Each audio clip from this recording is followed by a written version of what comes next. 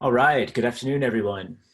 We're going to go ahead and get started with the second portion of today, which is going to be the real estate and construction portion. Um, it's crazy because we're already in the 6th month of the year, and man, what a year it's been.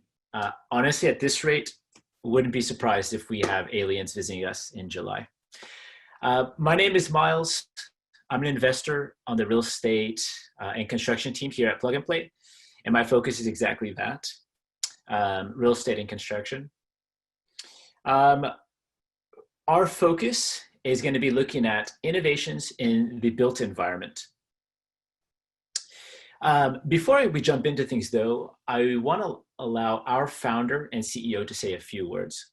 So with that, let's hand it off to our CEO.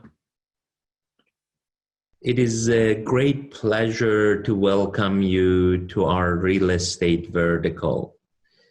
As I always say, real estate is almost the mother of all businesses because it doesn't matter if you're Google or Mercedes or Exxon, you always require real estate for your people and for your operation. It is great honor to work with great company like Takinaka, Prologis, Grosvenor in UK, and Cushman. But it is realistic to say real estate going to go through big changes, especially the office section of the real estate and the retail shopping centers. This COVID-19 has created a challenge and a new world. And even though from the information I have from China, life is almost back to 80% of what it has been in the past, or in Korea, everyone is going back to the office. But in the US, this may take longer.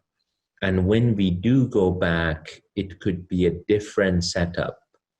So I feel like any challenge in the business, it creates opportunity. I feel working through this digital mean it is going to change how we work and where we work from. You know, I remember about 8 years ago, I was visiting Beijing through Young Presidents Organization.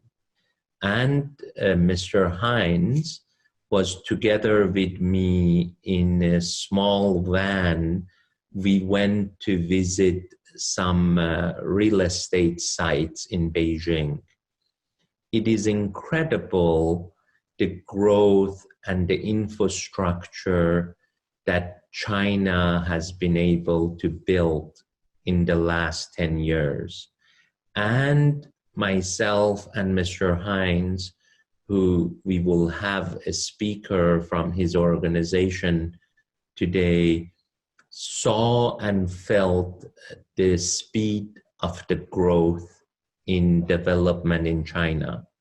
We have Wanda Group as one of our partners in China.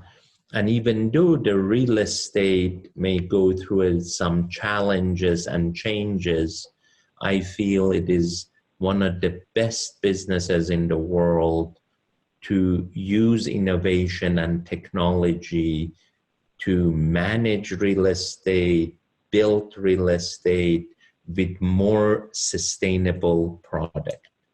And I welcome all of our real estate partners, all of our corporate partners to join us in this journey together to figure out best practices from our entrepreneurs and from our innovation technology providers and implement their technology for a safer environment and a better environment smart building, and smart life.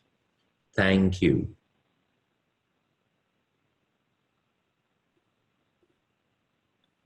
Great. Thank you, Saeed.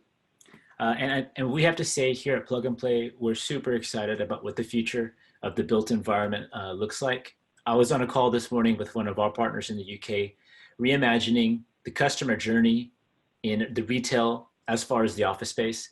And I'm pretty excited to see what companies start thinking about next.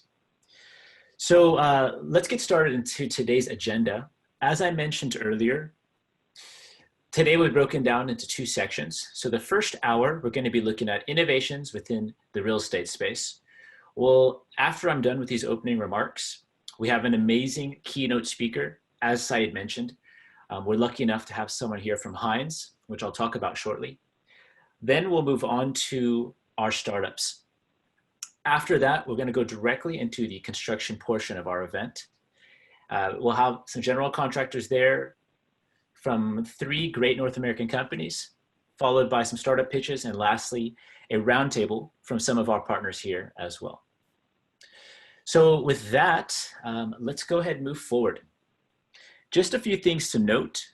Number one, at the bottom, you'll notice that we had a question earlier about Brilla, and all the startups that you're going to be seeing today, they'll be available after the event. We have a digital app called Brilla. So if you get your phones out now and scan the QR code at the bottom of the screen, that will bring you to the link to download Brilla. And that's where you can meet with and connect with all of the startups that you've seen earlier today, as well as during today's session. Beyond that, we're going to keep all the attendees on mute for the remainder of the event, but we encourage you to ask questions and chat with us at the bottom of your screen. And lastly, during the first section, you'll have a couple startups pitch in the real estate.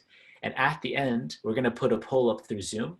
And we ask that you kindly vote for the startup that you found most interesting or you think you may work with. It's really important for the startups to get feedback from the market. So we highly encourage you to answer that poll if you can. Okay, perfect. So with that, we can go ahead and move forward onto our real estate portion. So as I alluded to earlier, it is with great honor that I am able to present, I would say now a good friend of mine, Paige, and although I can't say a fellow Houstonian, she does live in Houston now, so almost there. If you're not familiar, Paige Pitcher is currently the director at the Hines Office of Innovation, where she vets and launches new products, processes, and technologies. She also holds a Master of Real Estate Development from MIT. And if you haven't seen her TEDx, I highly recommend you do that, not now, but after this event, where she talks about the social impact of autonomous vehicles on commercial real estate. So with that, Paige, I want to see, can you hear me okay? Yeah, I can. Thanks, Mo. Awesome. And how's the weather in Houston? It's all good? It's pretty good. It's a little toasty. So I hope it's going okay down on the West Coast as well. Perfect. Okay, Paige, the floor is yours. Take it away. Excellent. Okay, there's just a couple slides that'll be shown up here shortly, but I am terribly excited, and I can't say thank you enough to the Plug and Play team, and also Saeed for that very kind introduction. This is a weird time for all of us, and I guess it's a good time to start doing new things. So this is my first real, I guess, formal engagement in one of these demo days and presenting to the Plug and Play team here. So I thank you guys for including me. I'm really grateful to be here. I'm actually, confession, not in Houston at the moment. I'm actually with my family and my dad, who is recently recovering from open heart surgery. He's actually recovering very well. And in preparing for this talk, I was chatting with him. We have a pretty close relationship, and it's been an interesting year to navigate some of these health challenges as the rest of us also are navigating those business challenges that are coming up every day. And chatting with him, I realized that I've actually broken 2 or 3, depending on how you count it, major promises to my father in my lifetime. And the first one was 10 years ago. And I was just graduating, and I said, I will never start a business. I don't want to be the person in charge for succeeding or failing. I don't want to be the president. I want to be the VP. You know, I basically said, I want to take someone else's idea to the next level. I don't really have a need to do that for myself. And I broke that promise when I was 23, and I started a company. So apart from maybe today's and this year's challenges, that was probably the hardest phase of my life, and maybe the hardest thing I've ever done. So although I can't imagine what everybody else is going through and the struggles that each of our individual businesses are working through at this time, I just want to honor the work that you're doing and say, gosh, I'm so glad you guys are here, and hopefully we can get through our content today and potentially generate some brand new ideas and a little bit of collaboration, albeit virtually. So I'm really glad to be here. Okay, I'll get started with the here and now. And it seems like leading through this time is just a series of paradoxes. And as we are a global company, we're in 26 countries or so, we have a spectrum of responses and responsibilities at this time that we're constantly juggling. We have people who've returned back to almost full occupancy in our Shanghai and China properties. And we have people, in the EU who are just starting to think about what our student housing profile and portfolio might look like come fall. So some of the things that I've heard lately are about focusing on your core business, but remaining relevant requires new ways of doing business. We're supposed to over-communicate in this time of crisis, but we're supposed to respect other people's time. We're supposed to redirect resources to meet the needs of today, but don't redirect any resources that you're going to need later. Innovate and find new solutions to a truly challenging time, but don't profit off of tragedy. And so it's this time when we're really all struggling to find balance, I think. The earth is just kind of spinning off center. And one response can be just to batten the hatches, freeze all new activity, lean out and wait, and just know that it's going to be okay, which I truly believe it is. But this lack of or limited action in a troubling time is, albeit a perfectly reasonable response, I think there's another response. And when I was thinking about a phrase that's come to mind many times over the last few months, it was this one on the screen here. And it says, take the risks that you believe in. And there is a call to action here, and it's one that's really hard to navigate, I have to say. But Heinz rolled out some leadership principles last year. This was one of them, and I can't say it was such great timing, because I have gone back to those again and again, just 5 simple principles. And this is the one I wanted to touch on today at this time. And it's just a principle with maybe 3 lessons inside of it. And so I wanted to pull out these key themes here today and save a ton of time for questions and dialogue, because that's more fun.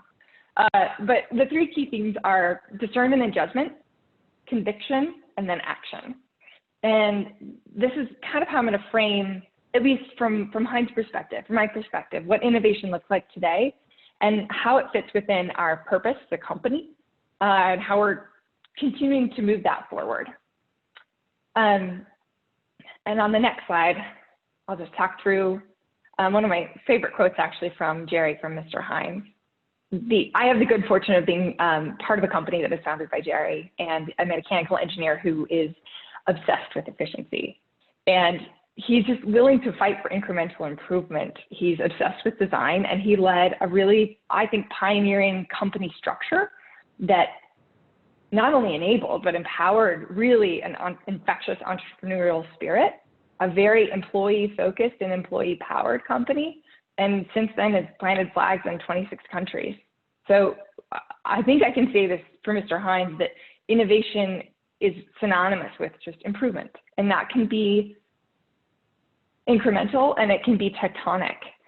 And I think that some of the designs that he's led over the years about underfloor air systems, or being one of the early adopters of the US GBC and LEED, to our partnership with the Well Living Lab, or a new cross-laminated timber product, a heavy timber product.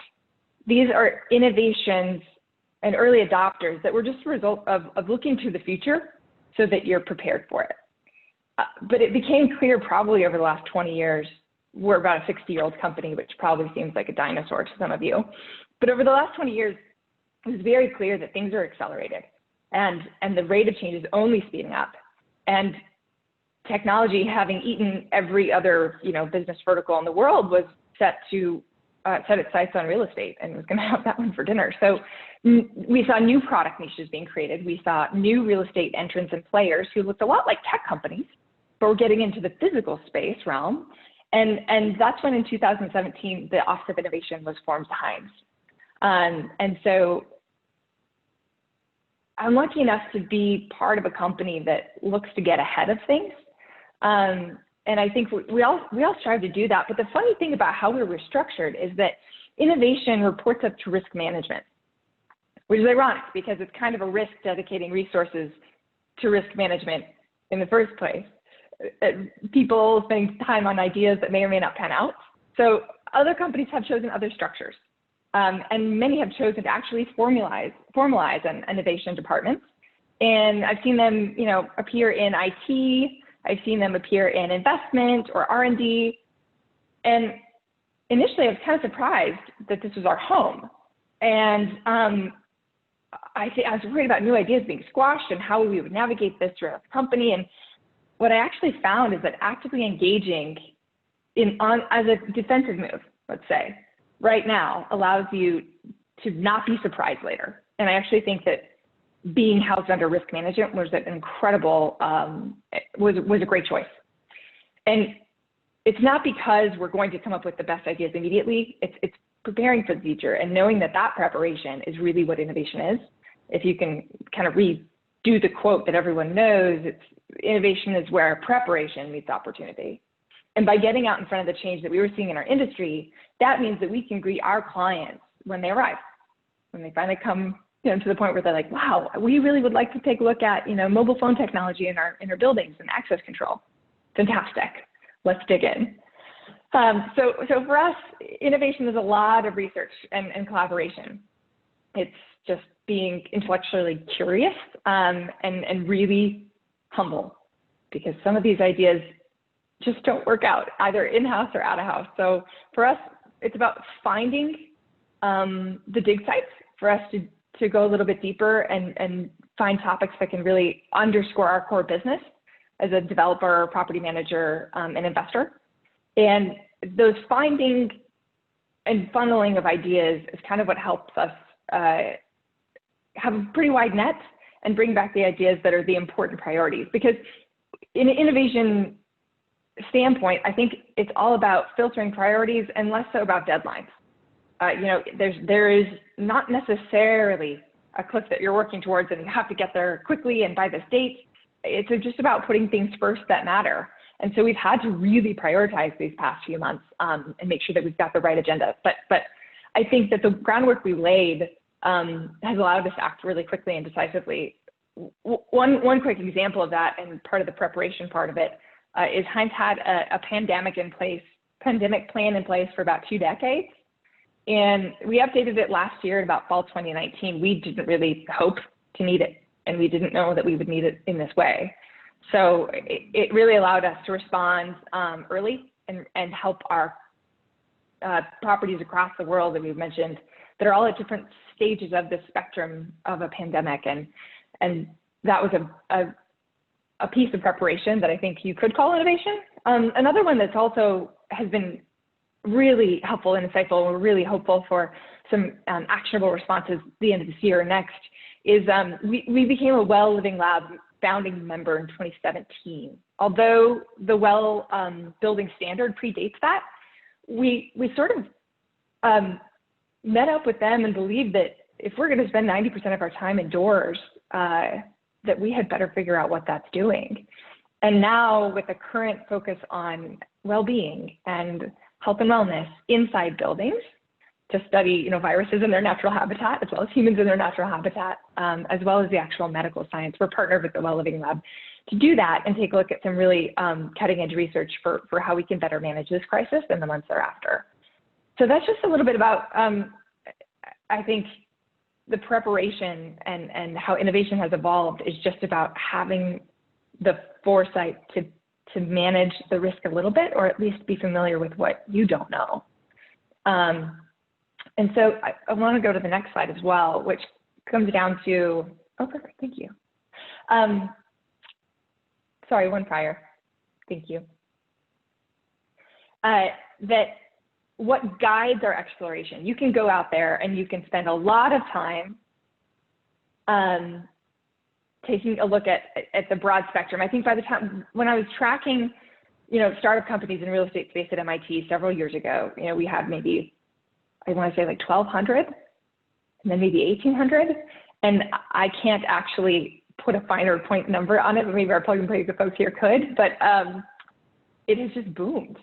And I think that's just a testament to the entrepreneurial culture. Inside Hines, I would say that we also are born with that a little bit because we have boots on the ground in many countries and they know their backyards better than anyone else.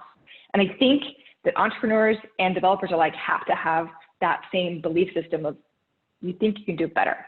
You know you can do it better. And that obsession over incremental improvement is part of never being satisfied and part of what drives us. So it's the conviction piece of this quote that really speaks to me, and especially during this time where it's about your purpose. It's not necessarily about your profit. It's about your reason for existing. It's not about the product. And so it's this conviction piece that I think is what gives me hope. I think that all of us have to be a little bit hopeful to be in this game and believe in the change that we can affect. And so the purpose of my team and my group is eventually what led us to the quote there on the right, I believe, about putting our customer first. There are many aspects of a large firm like Hines. And for us, we found that other people were tracking investors, and certain people were tracking our vendors, and certain people were tracking and prioritizing other user groups. But for us, we wanted to become obsessed with the customer, which is probably, some commonalities with everyone on the phone here today. And so we took a look at what that would mean to ignite innovation across the firm and really put this product customer front and center. And so our purpose then was just making their lives better. And what we found is that by putting service first in these 5 categories, we actually found that those same categories and those same interventions that we had studied are actually what we need today in this COVID environment. That by looking for better ways of service and ways to the entry and exit sequence of a building, if you can make that more beautiful and seamless, you actually have made it more touchless.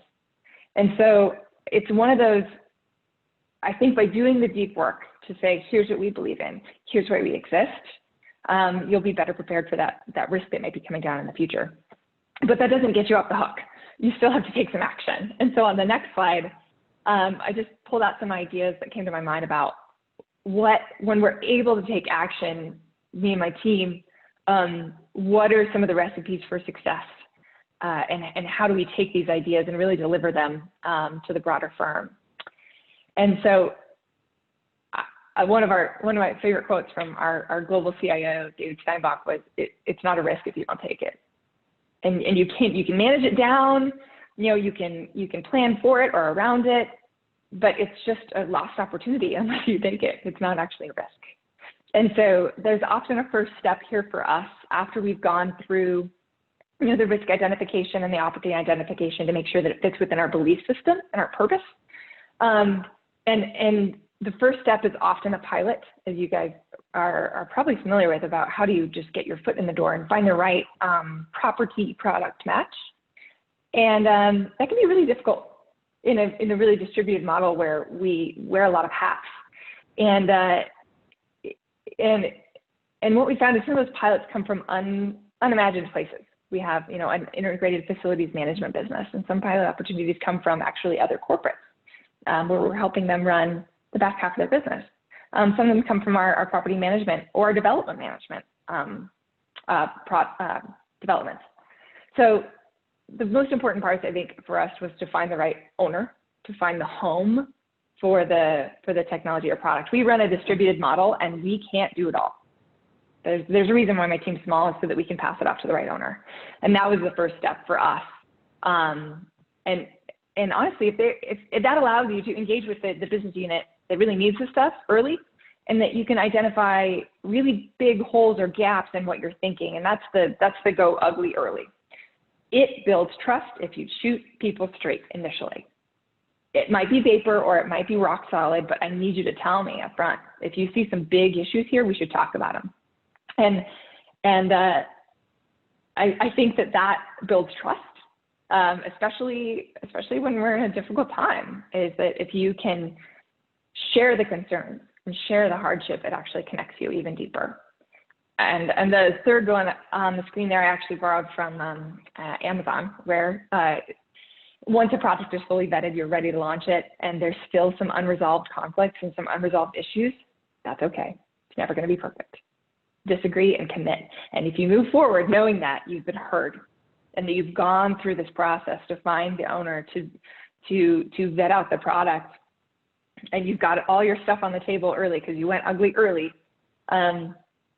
this is one of the most powerful ways in which I think you can move forward. And it may not always work, and that's okay. And there are times where you do need to pull back. And you know, when the project sponsor or the pilot sponsor is kind of the last person to walk away, you really need to know when to call it and when to hand over, either in one way or the other, whether you hand over the implementation to somebody who can really own it and take it forward and make it something that you can't, or whether it's time to call it and just throw in the towel there and maybe start it in a different way, or a new project. And then finally, I don't think that innovation is possible without failure. And many of you probably live this on the daily, that if you're only talking about your successes, it's really hard to get any better. And so for us, I think when you are at the end of a project and you're doing a project summary or an all hands on deck team meeting, be honest about your failures and be honest about what could have gone better so that you can be better in the future. Looking forward for us about what innovation looks like, having done this for a number of years, about 3 years now, and launched a successful new business inside the company, launched several successful new pilots, doubled down on previous commitments we've made with companies over time. What helps us explore new ideas and where we're hoping to take this forward is continue to ride this sort of second wave of digitization, that by shutting down many of our buildings in a way, it forced us as an old, stodgy, slow to change industry where everything's on paper and Excel sheets to change quickly. And we're really, in a way, grateful, I think, for that shot in the arm to get with the program and get online. And the second wave of digitization is hitting us, I think, in a really big way. And we're really excited to make sure that we can plug new systems into our core platform. And there's maybe 8 of them. And you can make sure that the integration process is a key one, and that coupling and decoupling of systems goes smoothly. And that's kind of what we're going to be keeping our eye on for the future. I caught the tail end of a presentation earlier talking about indoor air quality sensors. We're really excited about that and want to remain as hardware agnostic as possible, so that the coupling and decoupling of these systems makes a more dynamic and flexible version of real estate than we have experienced ever. Other areas of opportunity and other struggles for, you know, a pretty lean but global company like Heinz is that it's hard to cross borders. It's really hard to take solutions and cross borders. And looking at, you know, unicorn development over time, you'll see that there's very few who can find a way to take their product into a new global market. And I would say the same is true for real estate operators and owners as well, that the same solutions don't always fit everywhere. And the same business models don't always, or staffing models even, don't always fit everywhere. So startups and mega firms alike, I think, will do good to try and standardize their approach. And those with better communication are uniquely poised to help these solutions and best practices cross borders. That's what I'm really excited about.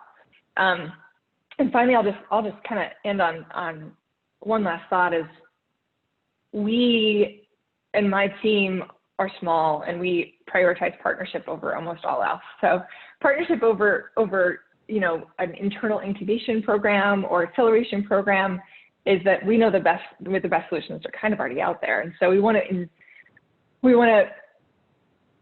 reinvest in those partnerships. And our strategy is mostly to maintain the seat at the table, be a mentor and be an advisor where we can, partner with some of the best sort of networks out there, like Plug and Play here today, and then pilot sparingly and do it where you think you can really breed success off of that initial engagement. So for the last slide, I just want to say I'm grateful to be here, and I'm grateful to be speaking with you guys. and to work with the talented, one previous, thank you. To be with this talented group here today. And I will give you a heads up on the second,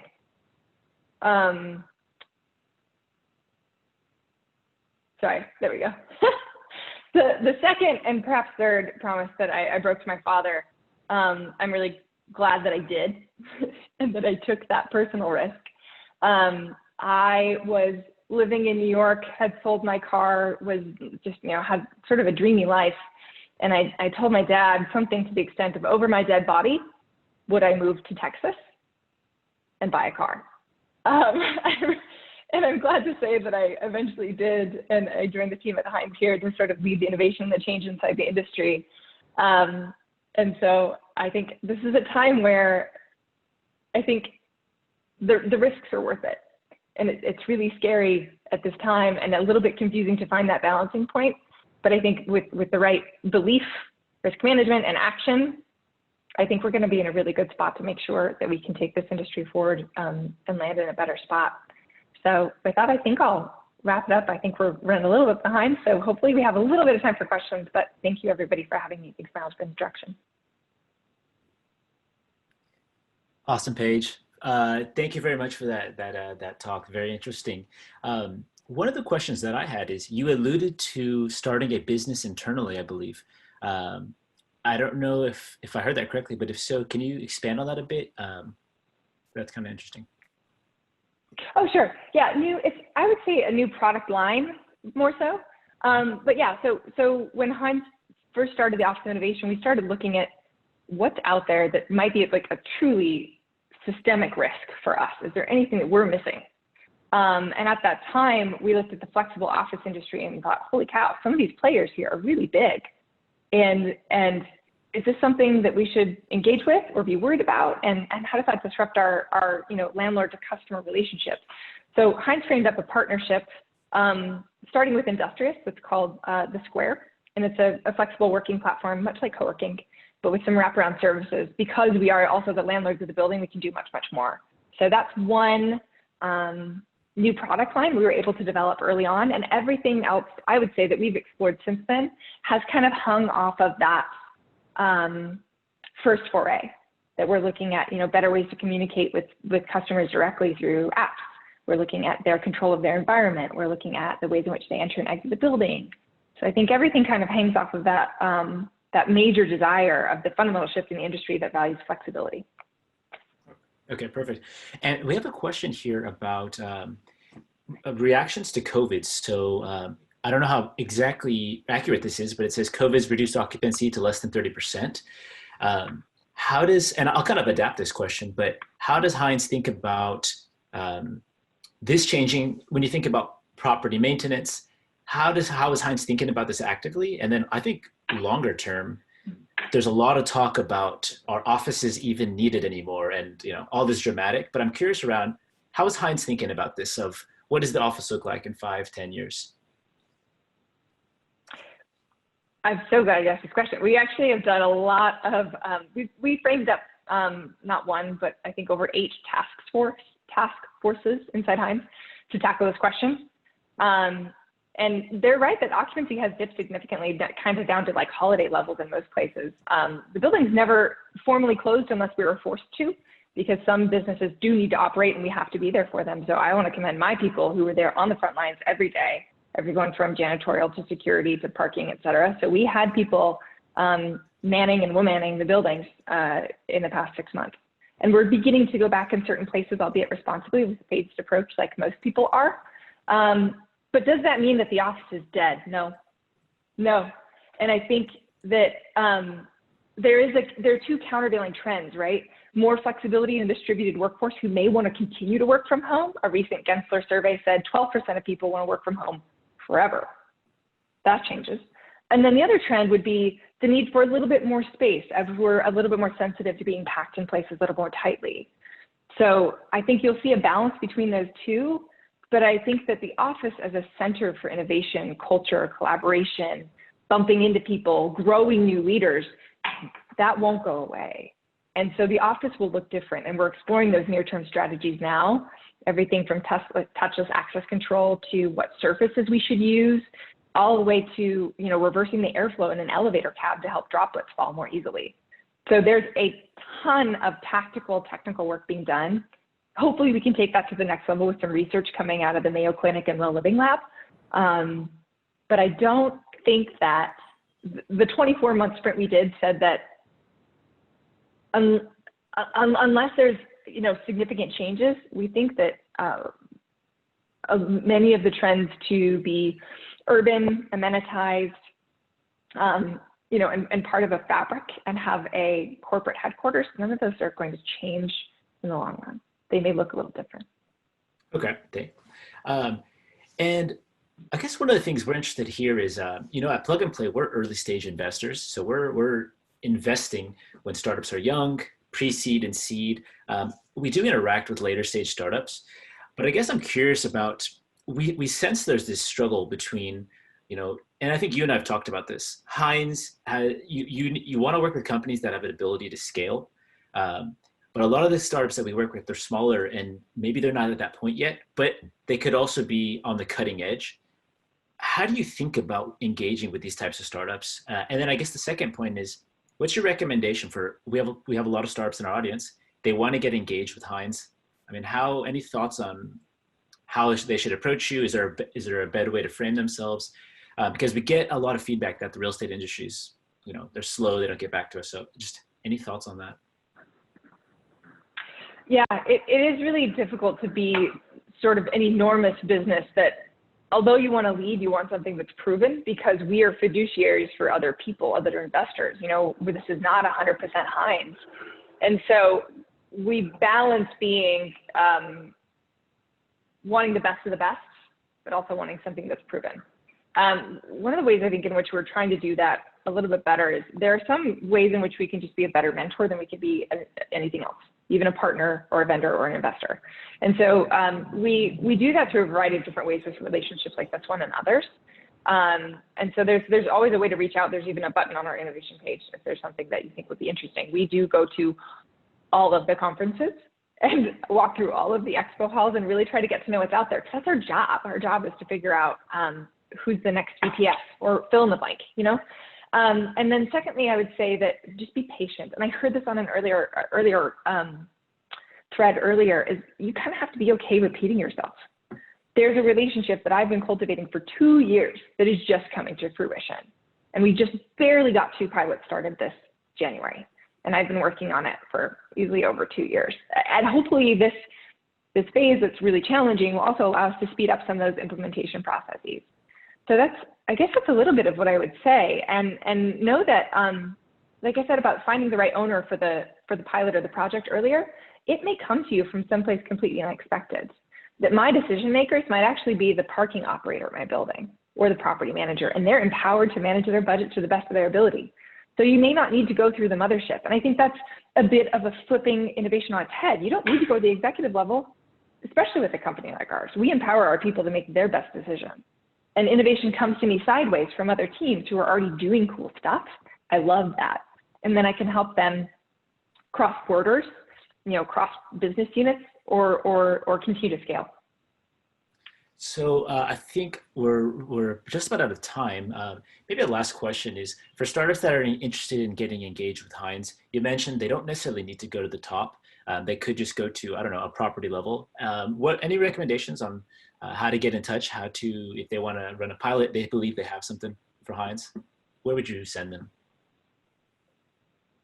You guys know your backyards better than I do. So it depends on, not all of these products will have, you know, maybe your gateway cities only, maybe you're starting in California only. We see a lot of that, where if it comes to us, we often hear about it. And I really do encourage that if my property team has a question about, gosh, have we looked at this company before? I have a database for them and actually have a library so that we can come in and give them context and make them feel good about taking that risk. I have a plan in mind and in place to sort of reward that risk that's taken at a you know, an individual or a property level. But I'm not, sorry, I don't have a phone directory for you. Okay, no worries. Okay, Paige, I got the signal that we're just about out of time. So want to thank you very much for joining us today. Really appreciate it. Of course. Awesome. This is great. Thank you, Ross. Yeah, you're welcome. Take care, Paige. All right. So moving things forward, we're now going to be going to our startup presentations. I'm going to hand things over to our MC for today, Mr. Michael Angulo. And for those who don't know him, Michael is the head of strategic partnerships for the real estate and construction program. So with that, Michael, take it away. Awesome. Thank you, Miles. And thank you, Paige, for the inspiring words. It's a pleasure to have everybody here that's joining us today. I hope everybody's doing well and your families are keeping safe and healthy. Without further ado, let's introduce this year's real estate startup batch.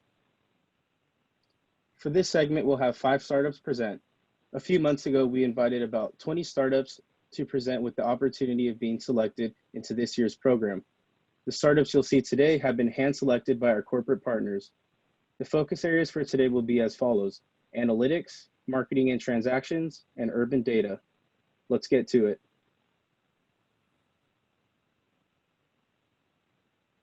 I'm excited to present our first batch startup of the day, Urbanico. Urbanico is a smart city data sharing platform providing direct access to standardized municipal data. Hello, everyone. My name is Yuval, and I'm the CEO and co-founder of Urbanico. I want to take the next 4 minutes of our time to talk about the single most important problem of the future of cities, the utilization of data. But before we're diving in, let's take a second to truly understand the meaning of this word, data. Data is the fuel that drives the fourth industrial revolution. And just like water and oil before it, this economic enabler is rapidly becoming the most valuable commodity on the planet. The urban landscape is one of the most data-rich environments ever existed, as data is literally coming from everywhere. From the scooter rides we're taking to our workplaces, through the IoT devices that manage our traffic, all the way to the police patrols that's guarding our neighborhoods. Now, it's not a secret that cities are evolving. In fact, the UN predicts that by 2050, over 70% of the world population will be living in cities. 70%. That puts such an unbearable pressure on urban planners, city managers, mayors. They will be in charge of accommodating additional 2 billion people into an infrastructure that's already overblowing today. Fortunately, cities have all the data to do so, but in order to truly succeed with this mission, they have to cooperate closely with the private sector. And this is where the problem actually begins, because companies from the private sector have whole different work methodologies. While most municipalities are still running on those old legacy systems, the infrastructure that is used by companies from the private sector is based on the newest technologies, and their requirements and usage of data have whole different standards than what's currently available in the public sector. So, to make a long story short, they just do not speak the same language. To bridge this gap, we've built Urbanico, the Google Translate of urban data. Our technology, led by my amazing partner and CTO, is guided by years of experience in 8200, the most recognizable unit in the intelligence forces of the IDF, where actually most of Israeli innovation is coming from. We've crafted this amazing technology that takes unlimited amount of urban data and automatically standardizing it according to the building blocks that are used by the most innovative companies on the planet. So think of us as the bees that takes the data from the municipal honeycomb and bring it to the hands of those developers that takes this data and transform it into meaningful services for us, the residents. Using our technology will allow municipalities to leverage their most valuable asset in order to bring the highest level of technological solutions to the hands of the residents. We're already serving some of the most disruptive companies on the planet and are partnering with the most innovative cities in the US. And for the best part, we're doing it using a disruptive business model that for the first time treats municipalities as partners rather than customers and aligns the interest of all parties involved. In fact, we put our money where our mouth is and sharing the revenues that are generated from the private sector back with the municipalities. We have the best team to do so. Backed by US investors and partners, our team brings complementary skill set both on the business and technological aspects. We're super excited of being here and are looking to partner with local governments, companies from the private sector, and of course, investors. Thank you so much for your time. Thank you, Urbanico, for kicking us off. Our next startup, who is also part of our IoT batch, is BEAD. BEAD has developed an IoT system to help commercial building owners optimize their energy usage and operations. Today's commercial real estate investors want to access the information about the usage trends of their buildings anytime, anywhere, instantly. They want to be connected with their buildings. Hi, I am Soner from BEAD Technologies, and we create digital models of usage trends in buildings with real-time data and AI. Today, we spend over 90% of our lives inside buildings, and it was even 100% a couple of weeks ago. That makes it much more important to understand how we use those buildings, how the human behavior changed during the day inside of the building. Because we invest every year over $250 billion in commercial buildings. And the reason for that is most of the time we are overcooling, overlighting buildings. We are overheating buildings, and we are using unnecessary big spaces on unnecessary big buildings. In order to overcome that problem, we developed a multiple sensor device, a battery operated device, which we call BEAD. It has 5 different sensors in it. And we installed that sensor throughout the building so that we know exactly what's happening in every part of the building. And the information is sent to the cloud-based software. And the software starts analyzing how the usage trends, how the day cycle changed during the day, how the occupancy patterns are changing, and what affects those change. Is it the indoor temperature levels? Is it the architectural design? What causes people go from one direction to another? We continuously create data. The system learns the building. And very importantly, it starts the operating building without needing any human intervention. And we also have a new feature which we call occupancy flow analysis. We can show you how the occupancy flow direction is happening during the day inside the building, so that you can use that information in order to optimize space usage, optimize marketing strategies, but also reduce risk in your buildings. And as of today, we installed over 3,800 devices in over 170 buildings. And our system is used in many different verticals, from banking, insurance, into hospitality, office buildings, from retail and industry into municipalities. But very importantly, our customers achieved over 30% savings by reducing their insurance costs, reducing their energy waste, but also optimizing their. And here you can see some of our installations with some of our projects and customers. And we are targeting commercial buildings and industrial facilities, and the market size is estimated to be 80 billion by the end of next year. In order to reach our target, we are looking for strategic partners that we can partner with, and that's also our business model. We would like to have strategic partners from different verticals, from telecom into smart city developers and consulting companies, from BMS vendors into insurance companies. BEAD is one system that gives you 6 solutions that you can achieve over 30% savings. It is one system that you can use in very different departments or verticals. You can use it for space optimization, for optimizing energy efficiency, for reducing the risk in your buildings, but also you can use it for optimizing your whole operations. And we also have a new feature that we call BEAD Temp-Eye sensor. You can install that small, affordable, easy to integrate sensor in the doors, in your facilities, in your offices, or in your shops, so that you can track the body heat temperature of people and reduce risk and prevent risk even before entering your building. Spaces are limited, but the experience you can create from those spaces is unlimited. And BEAD can give you that information and that unlimited information from your buildings. Thank you very much. Thank you, BEAD, for your presentation. Next, we have Housed. Housed is an interactive 3D platform changing the way we rent and sell homes and offices. Hello, my name is Wal, and I'm here to present Housed. Let's shop for new real estate. There will usually be a showroom filled with a lot of paper. There are printed floor plans, some images, a very expensive mock-up, a brochure, price lists. Everything is physical, decentralized, and expensive to produce and keep updated. And let's also remember that the final decision to buy or not to buy will be made at home with family and friends without access to any of this information. Same is true for overseas brokers or sales teams. And of course, it is even more so given the current social distancing constraints. So let's see House solution in action.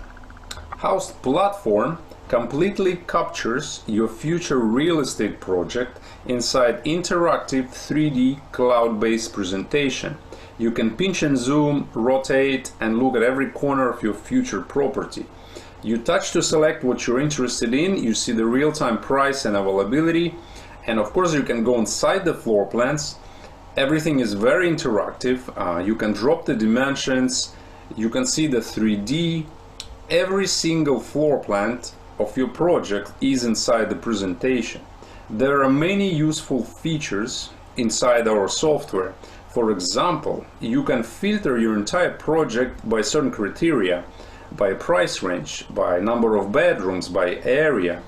You can see the location information, image gallery, project specification, price lists. Everything that you need to present and close sales is inside the presentation. What you saw works on every platform, every device, and can be shared with one simple link. For real estate developers, we help boost your sales, engage clients, and centralize all your marketing information online.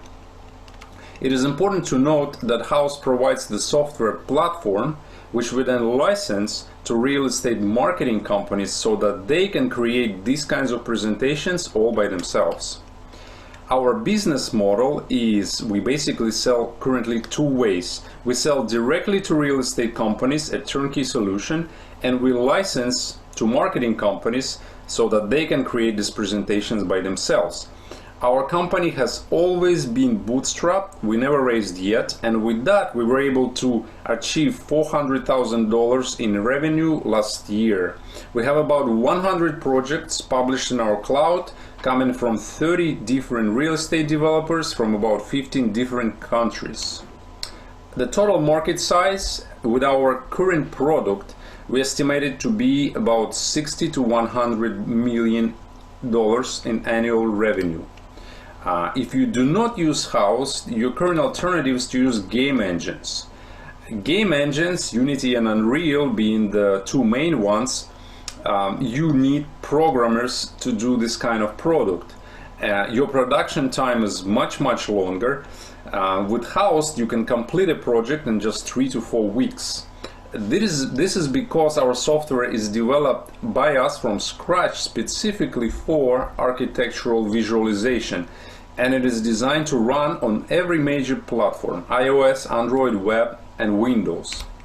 We have a great team that combines top-level engineering coming from game development companies, and my co-founder Dan is a great business development expert. We also have a very strong foundation in real estate marketing.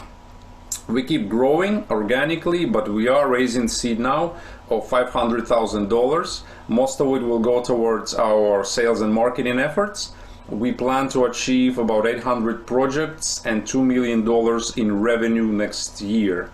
Also, we're always looking for potential client referrals as well. That will be all for now. Thank you very much for your time. Thanks for sharing, Housed. Our next startup uses IoT to provide insighted intelligence for indoor people movement, all without violating any privacy. Please help me welcome Butler. Hello everyone, my name is Honghao Den. I'm the co-founder and CEO of Butler. At Butler, we help businesses increase revenue by using body heat to track the movement of customer and employees in physical space. Butler is a spin-off from MIT Media Lab.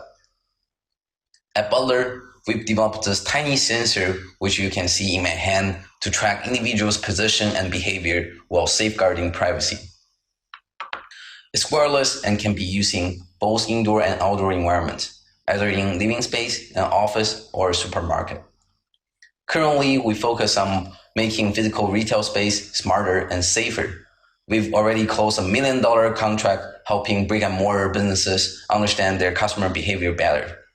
In response to the coronavirus pandemic, Butler has implemented new features, including maximum occupancy control, automated queue and social distance management, and temperature screening.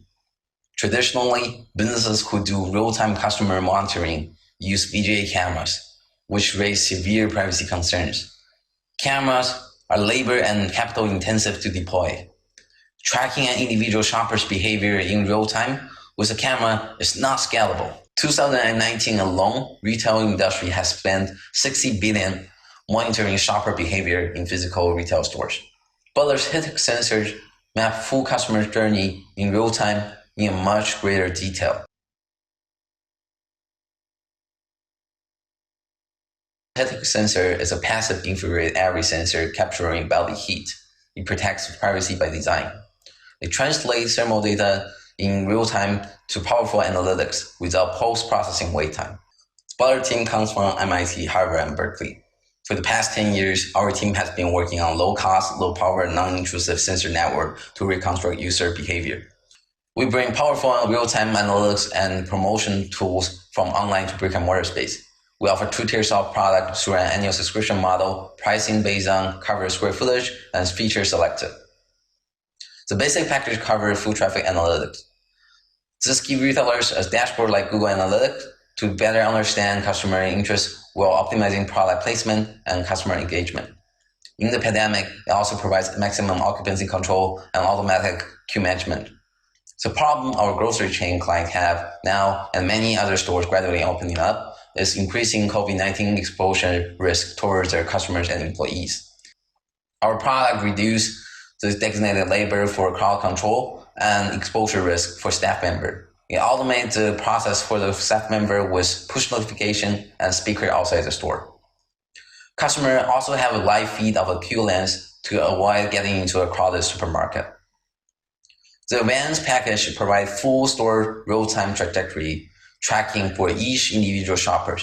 Based on their shopping journey, this creates personalized shopping experience and contextual promotions for each individual shoppers to convert more sales for the store. For example, if a customer look at a product, a sanitizer, we track him all the way down to checkout, find out he ended up buying it or not. If it didn't, we create a customized promotion like printed coupon on the receipt, or if they swipe their membership card, it's a push notification on their phone. Each sensor covers 360 square feet, and we charge $300 per year. To cover a 15,000 square foot Trader Joe's size store, it requires 40 sensors. We charge $12,000 per year based on the square footage. It rounded to 83 cents per square foot. Compared to other solutions using imaging technology, we're the only solution produce real-time trajectory in a scalable way. We're 10% of the price comparing to VGA cameras. We don't need any wiring. We safeguard user privacy. We have signed contracts to deploy these features to 200,000 retail locations in 2020 and 21. The latest deployment is in Burger King China with our partner and client WeWide, and 99 ranch market here in the United States. Our current annual recurring revenue is $500,000. We're almost fully subscribed for our current round. We have $1.2 million committed for our $1.5 million round using convertible note. In the next 10 years, imagine a physical world that truly understands customers' user experience that is safe, responsive, and intelligent, powered by Butler. Thank you, Butler. And the final startup to conclude our real estate segment is Uvara. Uvara securely represents any group of utilities, networks, and/or buildings in a virtual environment and displays their elements over any base map or on any device. Hello, my name is Imad Ftouni. I'm with Better GIS. We provide a GIS platform for utilities. We started as an experiment with civil engineers who wanted to consolidate their drawings on a GIS map, which proved to be successful, and we have more than 25 deployments between campuses, municipalities, etc. Let me start by showing a campus that's 160 acres big, more than 50 buildings, and 20,000 students in enrollment. Here are the utilities of that site. And if I may pause for a moment, and at this instant, if you imagine an outage in wireless, the consequences of that, well, wireless being a utility, then the same concept would apply to an outage in electricity, in water, and any of the other utilities for a campus of or for a site of this size, this would have huge consequences, let alone if there was an emergency involving gas or fire, et cetera, et cetera. So as a tool to be able to allow the facility managers to stay ahead of the curve, we provide them with the capability to isolate a particular utility or even a sublayer within the utility. But here I'll only focus on one particular asset to just show the fine grain, and these are engineering specs, and the plans from which they originated are linked. And another capability is to run filters. I'm going to show one filter here that will show assets that are expired. Basically, they've been still in use beyond their age, and if we trigger that, here is a bunch of actions that they should be taking on the site. Another use that we have is a municipality. In this case, their water district is on our system, and besides the capabilities we just saw, this spreads over 1.2 square miles, and basically geography is not an issue for us. It doesn't matter how big the area is. Then we will look at another case where we track progress of a construction using Uvara.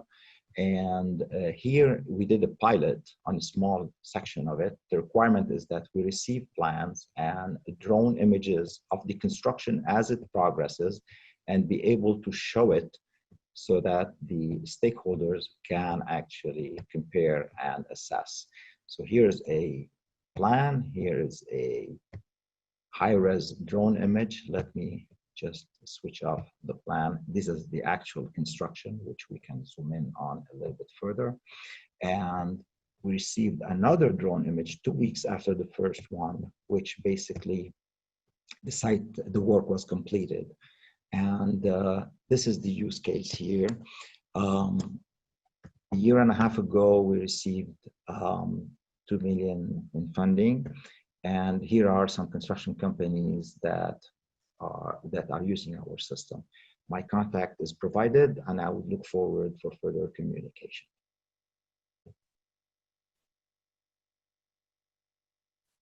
Thank you to all the startups for your presentations. It's been a pleasure having you participate in this year's batch. For those watching, you'll notice a poll just popped up on your screen. Please take the next few seconds to vote for your favorite startups. And just a reminder, don't forget to register for networking on the Brella app. On the chat box below, you will see the link to sign up for the app and get set up your profile.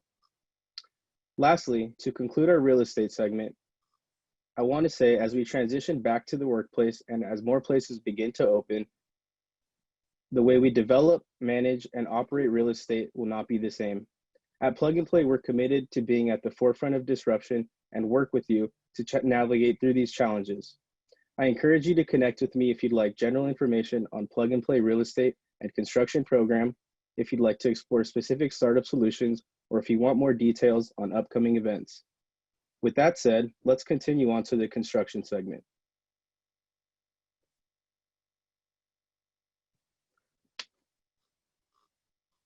I'll begin briefly by highlighting the agenda for this segment for those who are just joining us.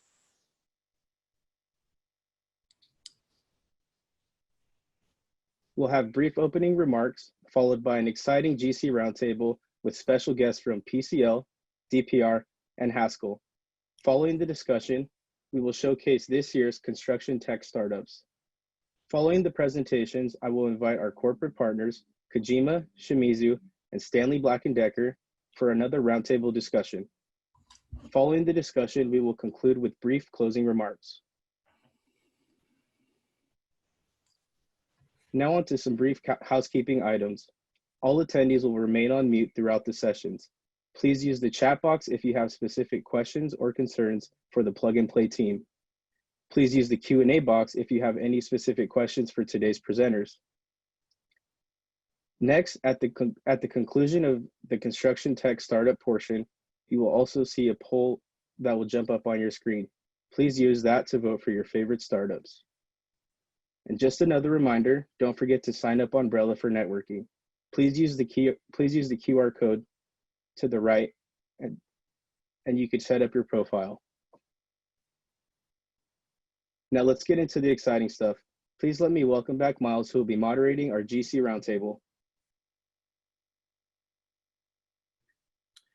Awesome, Mike. Thank you for that introduction. I'll be honest, I am super excited to have the amazing panel that we have today, and I hope that the roundtable is strong because these are some heavyweights. You know, we started the real estate and construction program back in March of 2018, and real estate is just something that's really important to our CEO, Saeed.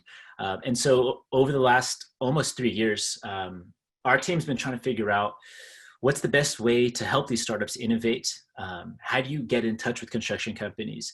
You know, like they tend to be some of the most busy people. And so I think today we get to hear from some of the biggest companies here in North America. Let me start by introducing our speakers. So first off, we have Kaushal Diwan from DPR. Kaushal is the National Director of Innovation at DPR, one of the top 10 construction companies in the United States, and they're a leader in technically challenging and environmentally complex projects.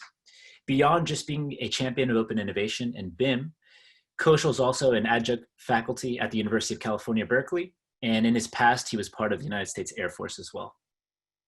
Kaushal, can you hear us okay? Hey guys, I don't know if you guys hear me. Yeah, loud and clear, perfect. Next up, we have Cutler Knupp. So Cutler is the Director of Strategy and Technology Investments at the Haskell Company.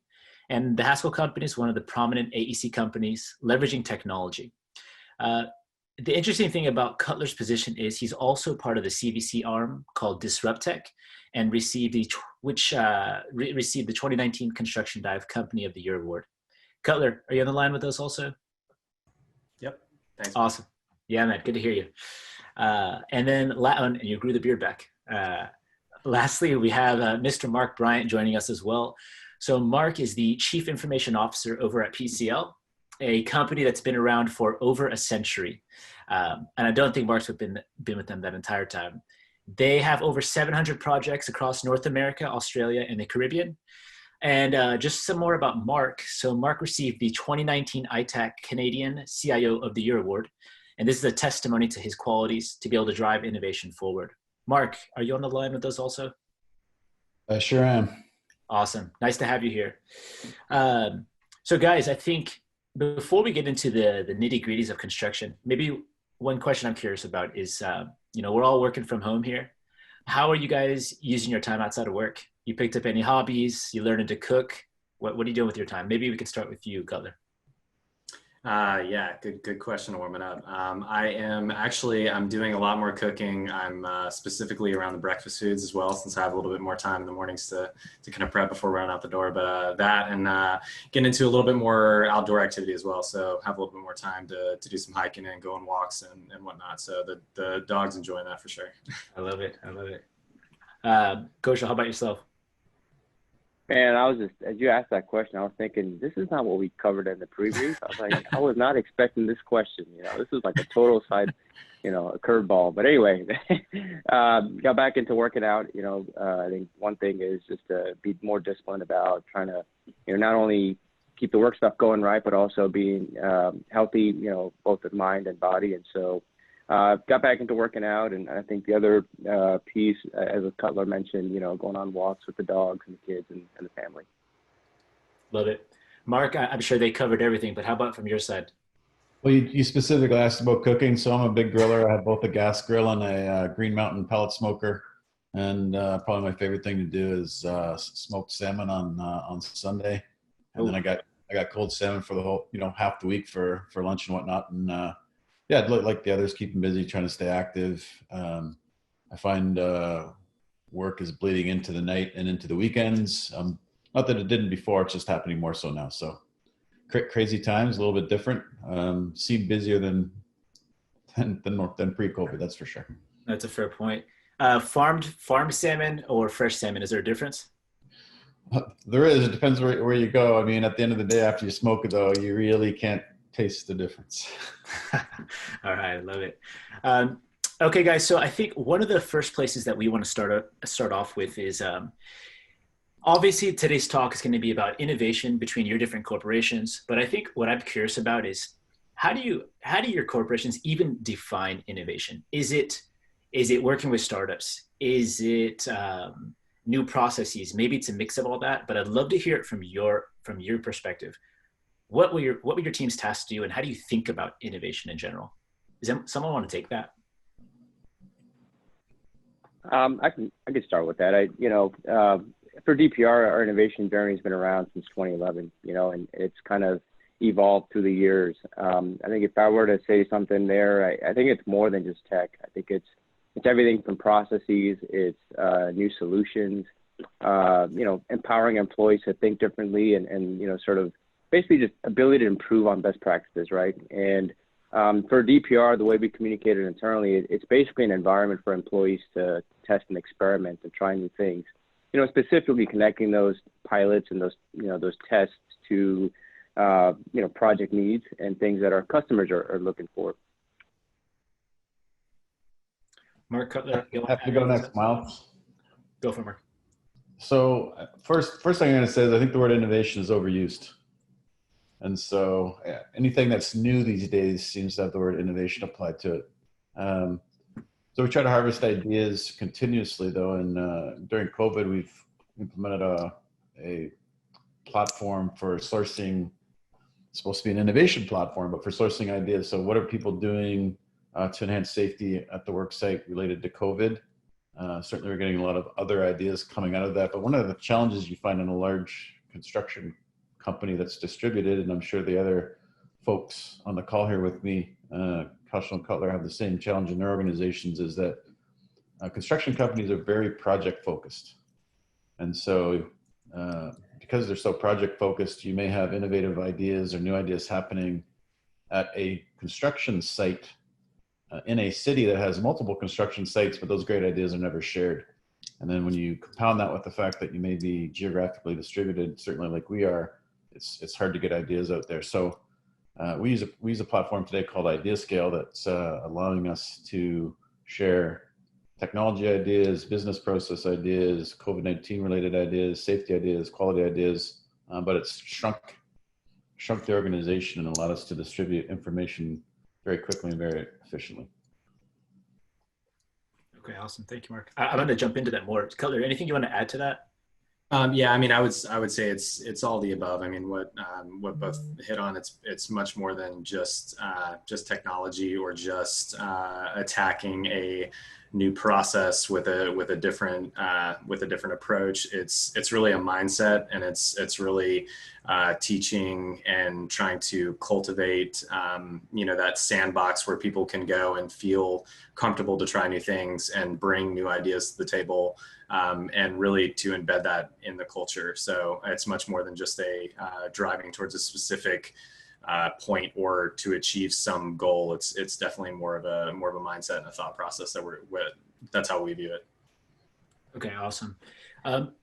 One of the things I would like to dig into is not every company that we talk to, we chose you guys to be on this panel because we feel like you have a structure internally for innovation or whatever it is, improving the way that we design the built environment. But not every company is as advanced as you guys were. And one of the things we're curious about is if innovation is someone's part-time job, how can you talk to us about, I guess, can you talk about the journey of how your company got to where they are, or to your best knowledge? And then what advice would you give to a company if someone's tasked with running innovation? I mean, where do they start? There's all these shining objects. How do you get early wins? Can you just talk to that a little bit?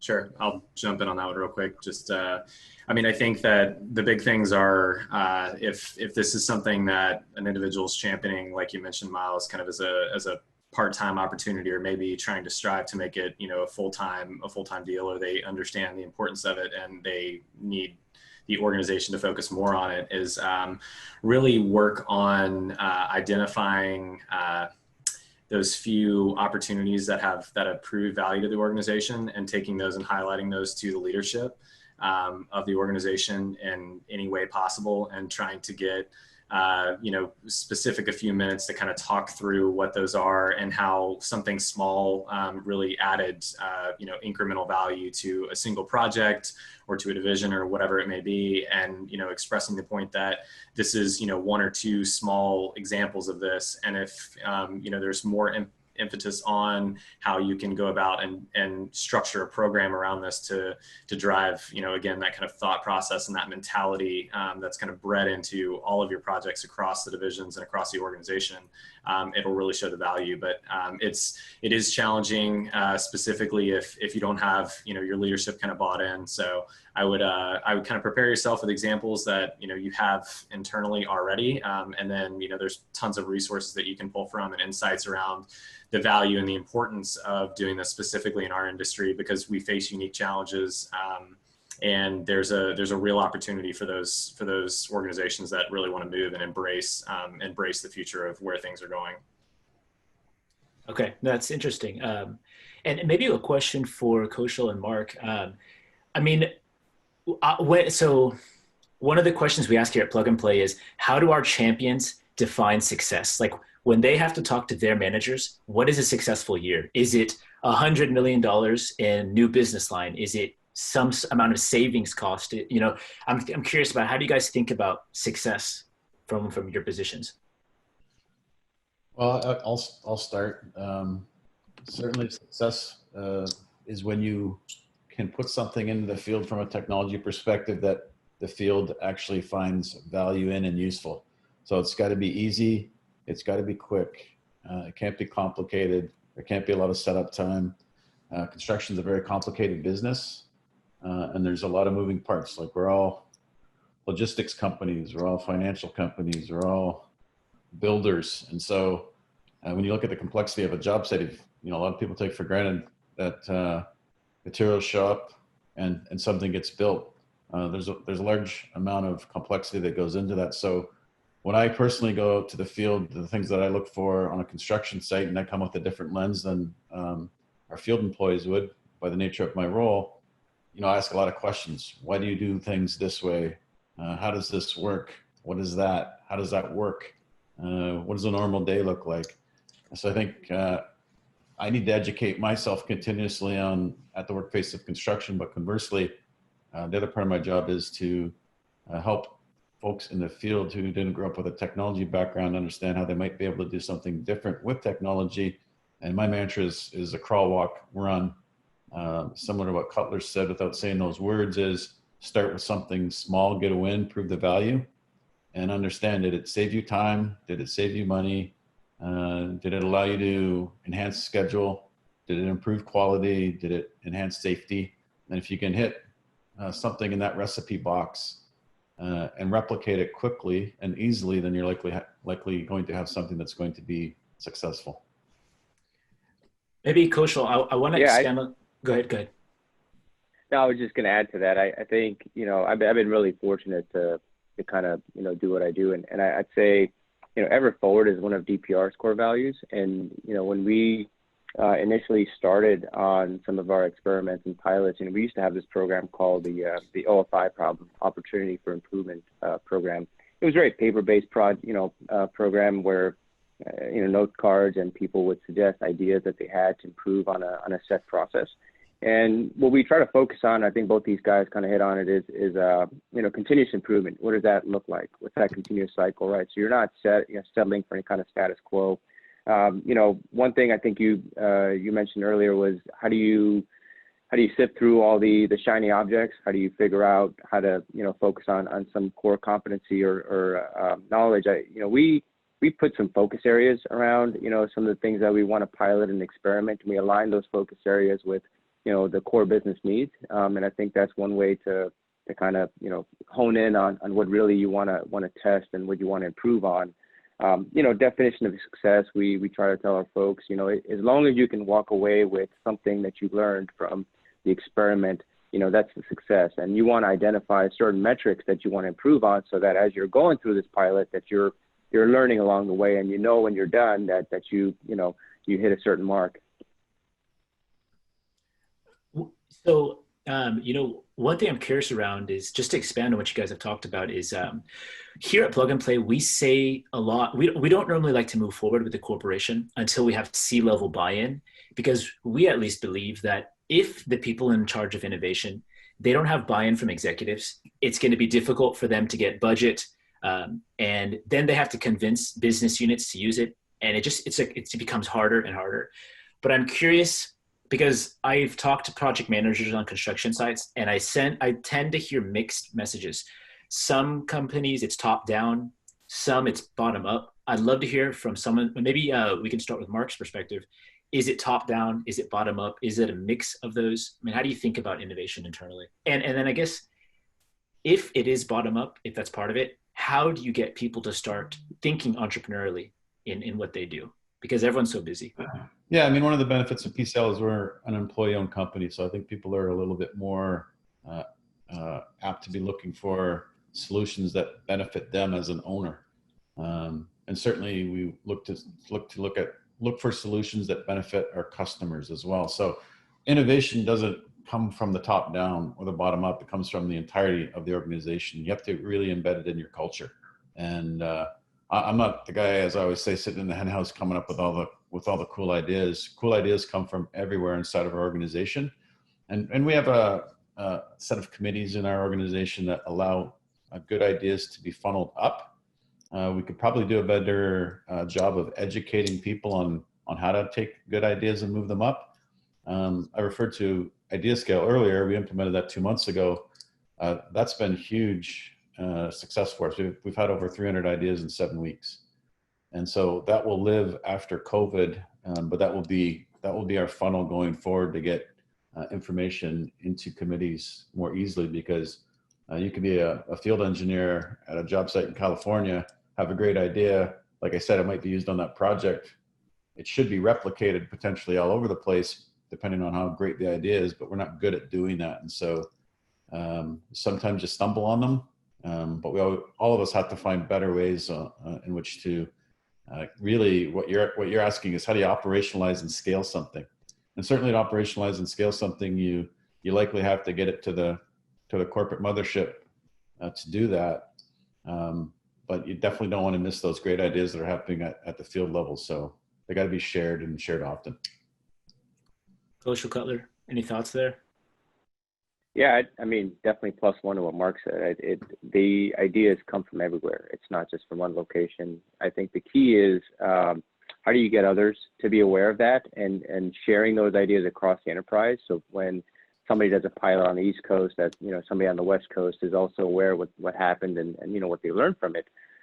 So education is definitely the key there. I think the other piece that we learned is that there are a lot of different work groups, right? And innovation can't be the only group sort of owning, these pilots and these solutions. That we have to find, what's the ultimate landing spot for these solutions. If it's an operations technology, that we expect our operations groups to kind of take that on, right? And so how do we connect those dots? How do we be more deliberate and consistent with communication, so that once an idea is ready to scale, that we bring in the right folks to kind of grow that effort. And I'll just I'll add on there too. Totally agree with all the guys on that point. I think that when I originally joined this role to run the corporate venture arm of my organization, I didn't think and it wasn't in the job description, being a storyteller. And I think that that's something that's way overlooked, as far as to Goshel's point too, specifically around education. And you have to make sure that folks are aware of it. How did it happen? How did it come through? And we also have an innovation platform that we leverage as a stage to get those ideas out, because innovation doesn't happen in a silo. And really, myself and my team, we're not really coming up with the innovations or owning them in any sort of sense. We're basically just trying to broadcast and make sure the organization is aware of them, and we help to enable that innovation. And so, I'd say that, on top of that, just make sure there's a platform and a way to get those ideas out and the education around how they came to be and why they're important to the organization. And then, kind of the fruit from that, will follow. I love it. And I think we would get a lot of fire if we didn't talk about the effects of COVID-19 on and how that's going to affect construction. I mean, there's all this talk about, if you were on earlier, we're not going to go back to the office anymore, and now everything's going to be modular. I'm curious from where you guys sit, and maybe we can start with Kaushal on this one. How has COVID-19 changed the way you think about, the way you do your job, maybe short-term and long-term? Do you think there's going to be long-term effects? And how do you build right now when you can't have that many people on the site? COVID has really skyrocketed and lit a big fire on the innovation team. For us, I don't think we've ever been this busy in our lives. I think as Mark mentioned, from the day starting to nighttime and family time, it's kind of all blended together, right? And what COVID has done for us is it's really shown our company that, these are solutions, right? How do we have meaningful solutions that can help with problems that our project teams face? And so our innovation team's really been plugged in on brainstorming, helping project teams identify solutions. And then what we're trying to do is co-innovating externally with startups to say, hey, this is a real need for us. Is there a way you can come up with a solution that we can work to together that can benefit all of us, right? Not only just DPR, but it's a solution that works for us, it would work for PCL, it would work for Haskell. And so for us, it's been a real, jolt of adoption. I've seen a lot of our leadership jump to technical solutions, as a daily, workflow for them. So, to give you an example, our leadership has pretty much moved almost 90%, if not more, to Microsoft Teams for daily communications, for quick huddles, for sharing of files. And that's something that I think, COVID kind of forced us to do, right? Which is more, how do you get your job done, virtually? And so to me, the long-term effects, I think this will help more with, adopting to new solutions, help with the ease of kind of getting past that stigma and the hesitation of trying something new. Cool. Mark, anything to add there? Or are you pretty much in agreement? Yeah, pretty much in agreement. I would say that it's literally hit warp speed as far as us driving adoption of technology, and folks that were resistant prior, they now don't have a choice. And so everything from, design to execution on site and, being able to dial in, leadership owners remotely to the projects when they can't necessarily visit. A lot of our job sites never even really missed a beat with the whole COVID incident. We just had to put measures in place. But as far as from preview, collaboration, et cetera, there's just basically everybody's had to hit the gas on, leveraging what's out there today. And so I think it's been, I think overall it's been a net positive for the industry as a whole, because I think that this is really going to put a lot of digital first solutions in directly in front, and we can't avoid it anymore. And then the ease of using some of them has shown that it's not as painful as it could be, and they're actually really valuable tools that have been there for a year, 2 years, 3 years even, that we just haven't been leveraging appropriately. Okay, I like it. One of the questions we have here is, I'd asked you guys earlier about how do you define innovation, and it sounds like startups maybe play a role in that, but it's not everything. But I have to ask, what do you look for when working with a startup? So a lot of the people in the audience are startups and they want to work with you guys. I guess, what do you work for? How can they make your lives easier when they want to work with you? Can you guys talk to a bit about on that topic? Maybe we can start with Cutler. You want to hit that one first? Yeah, sure. Some of the big things are, approach with some humility. As basic as our industry sounds, if you're coming from maybe outside the industry and haven't had much experience directly on, working with a large GC in our case, or much experience on a job site per se, you might have some really promising technology, but a lot of times there's barriers in the field that aren't necessarily visible, just in your MVP environments and whatnot. And just be patient with us as an organization as a whole as well. We can be rather demanding from the corporate side. We do a lot of work for clients that are very specific around, various parts of their projects maybe being exposed, the data that's collected, et cetera. And so there's just a lot of challenges. So I would say a big thing is just kind of approach with humility and understanding that, be willing to listen and not just think that, I'm sure that, everybody that's bringing a solution to market, the technology is no doubt promising.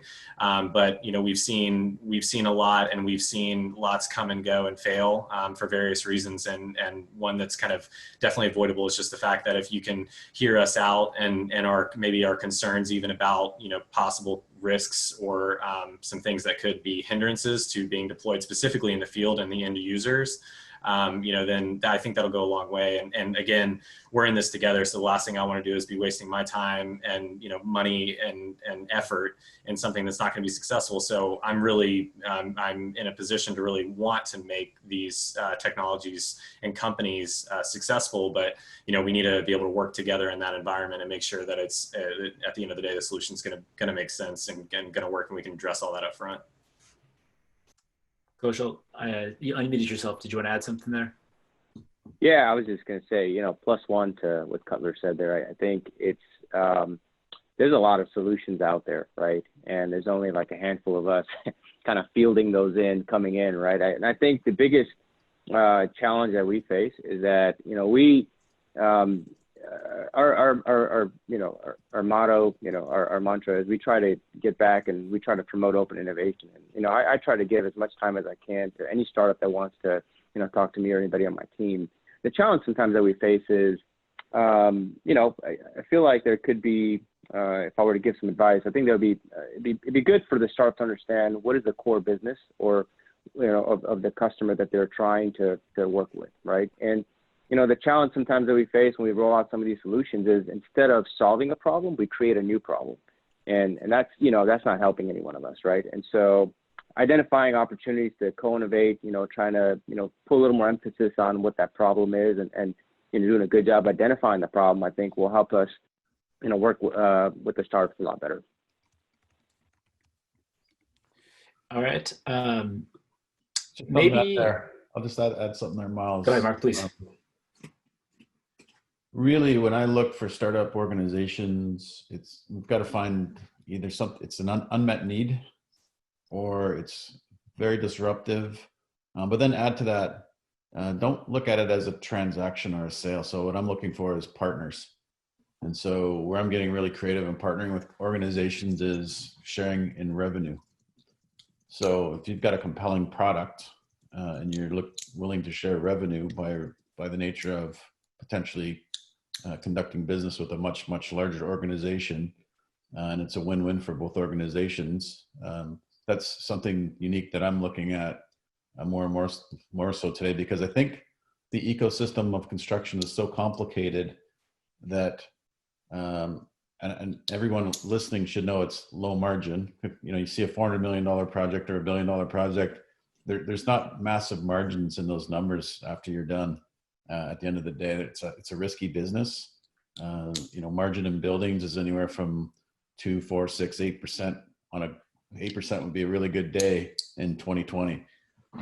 So you got to remember when you're pricing these products and solutions that construction is a low margin business. So you got to be able to proliferate product and technology where you can partner to be successful, because then you make yourself more attractive, or it's got to be priced at a point where it's affordable. So what I don't want to have at the end of the day is 60 cool point solutions that overcomplicate our business more than it already is. And so I look to consolidate, streamline, and centralize as much as possible. So technology is an enabler, not a complicator.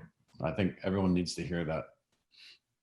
No, I love it. And I think actually, so I'm being told that we have to wrap this up. Maybe in closing, I have a final question for each one of you. And I guess it'd be, as far as the future goes, what are you excited about? And maybe you can frame it in terms of, because we have a question here on,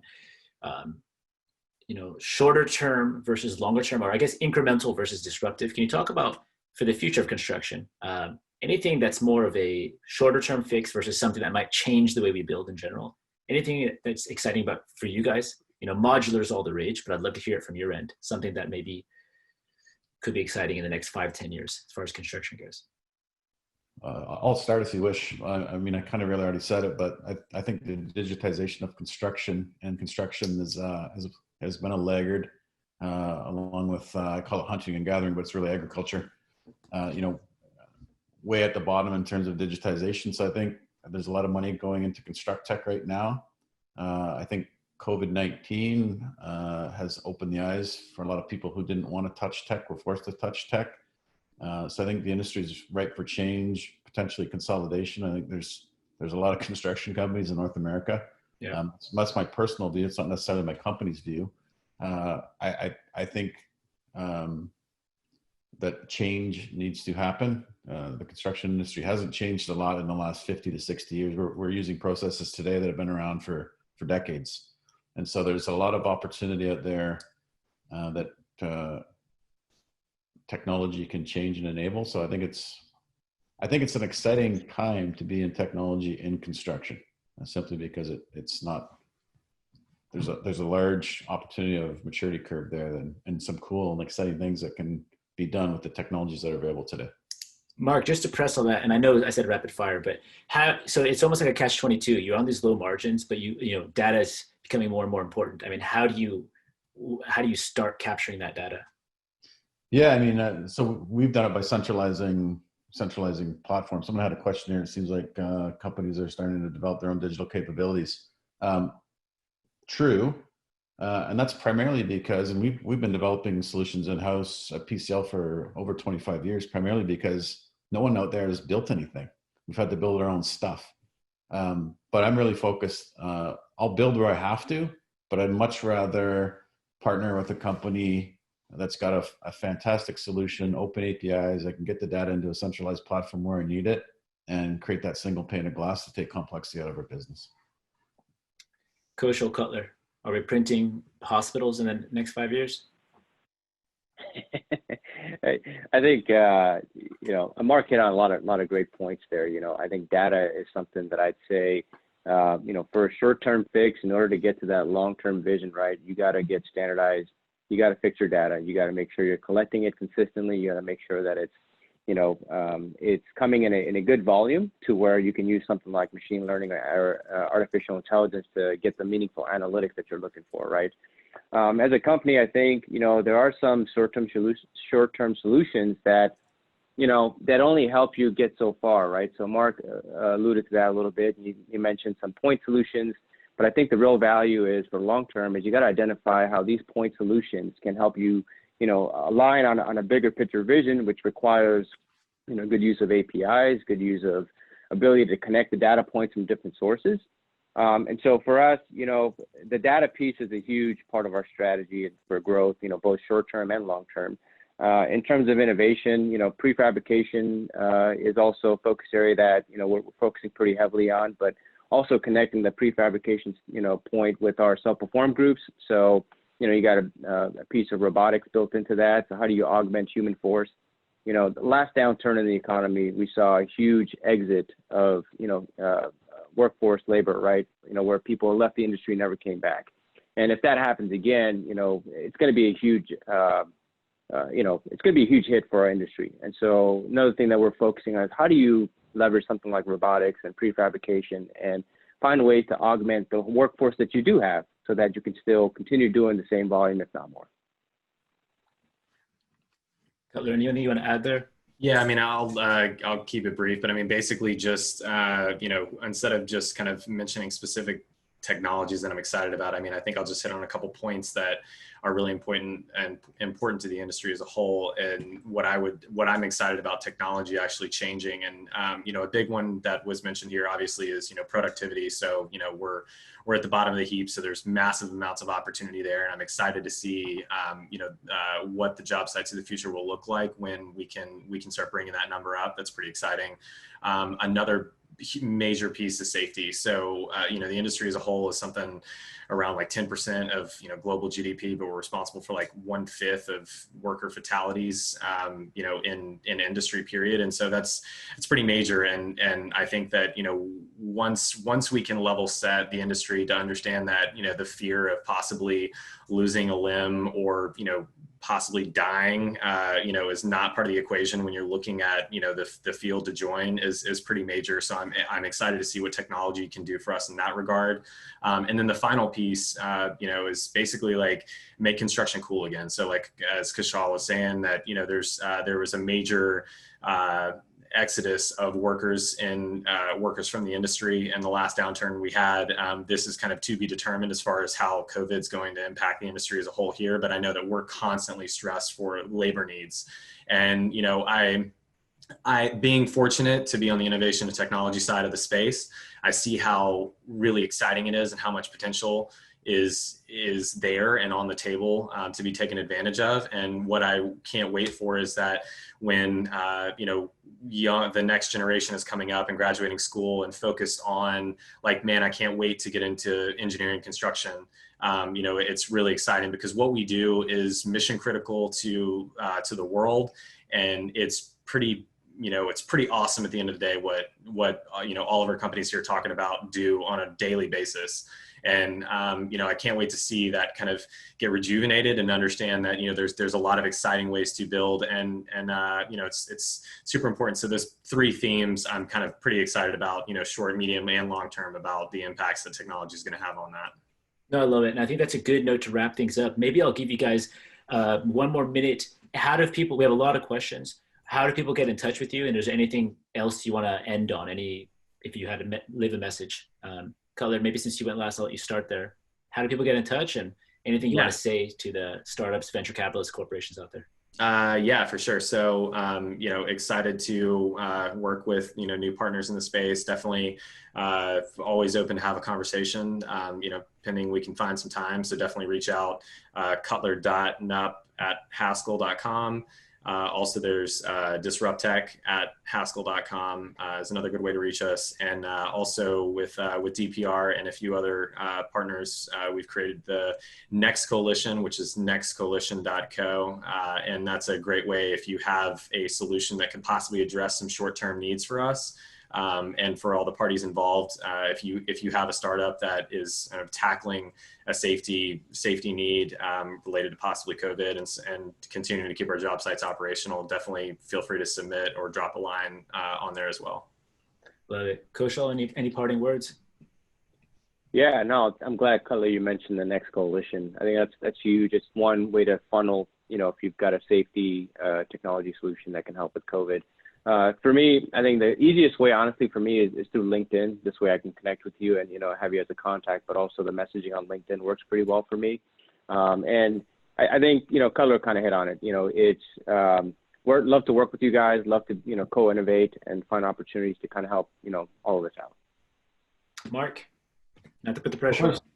First, thanks for having us, and appreciate all the great questions, and tried to answer a few questions there that came in on the Q&A. Lots of good questions, and so appreciate being on the panel, the opportunity to talk to folks. And the easiest way to get me is on LinkedIn, and just reference that.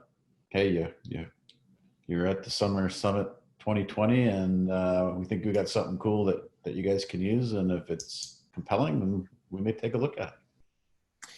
All right, guys. Well, Cutler, Mark, Kushal, thank you guys for being on. I feel like 30 minutes wasn't even close to enough, but hopefully we'll get another one of these set up in the next few months. So appreciate the time, guys. Have an awesome day. And I'm going to hand things over back to our MC, Mr. Michael Angulo. Take care, guys. Thanks again. Thanks, thank you. Yeah. Bye, guys. Awesome. Thank you, Miles. And thank you to you gentlemen for joining us for this discussion. For this segment, we'll have 5 startups present. And, you know, we just heard from a few GCs who shared their experience with startups and implementing new solutions.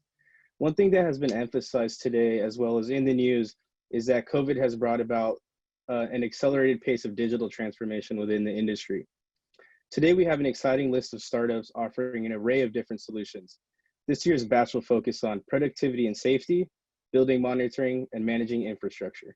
Let's get to it. And to begin our lineup of construction tech startups, please let me introduce our first batch startup, Iguana. Iguana develops wireless monitoring systems that plug into existing infrastructure and collect data in real time. Hi, this is Michael from Iguana, and I have the honor to show you Iguana's case, our data management system for processing data from machinery during and beyond the construction phase. What makes us unique is that we are independent from manufacturer or corporation, and we do more than just collect and document data. We offer a safe space for your data and also help you to increase transparency and quality on your construction site. But first of all, who are we? Iguana was founded in 2015 in Vienna, Austria, and we strive for digitalization in ground engineering and tunneling. Straight from the beginning, we had our focus set on creating and optimizing and construction data process management.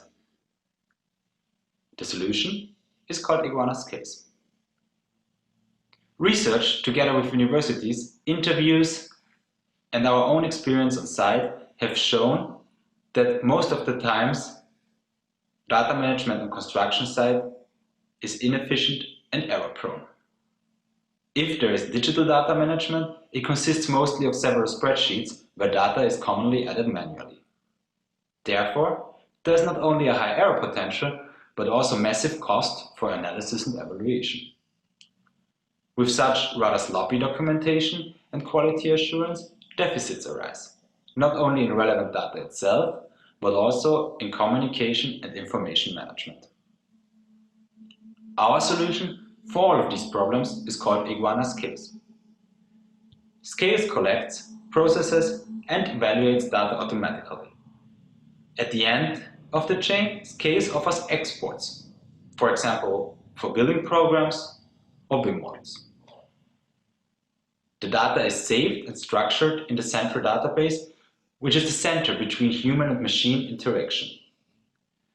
The single source system, which works with open interfaces, allows different kinds of users to access the data, be it foremen or operators who don't need as deep an insight as engineers or managers, or be it external persons, like planners or contracting authorities.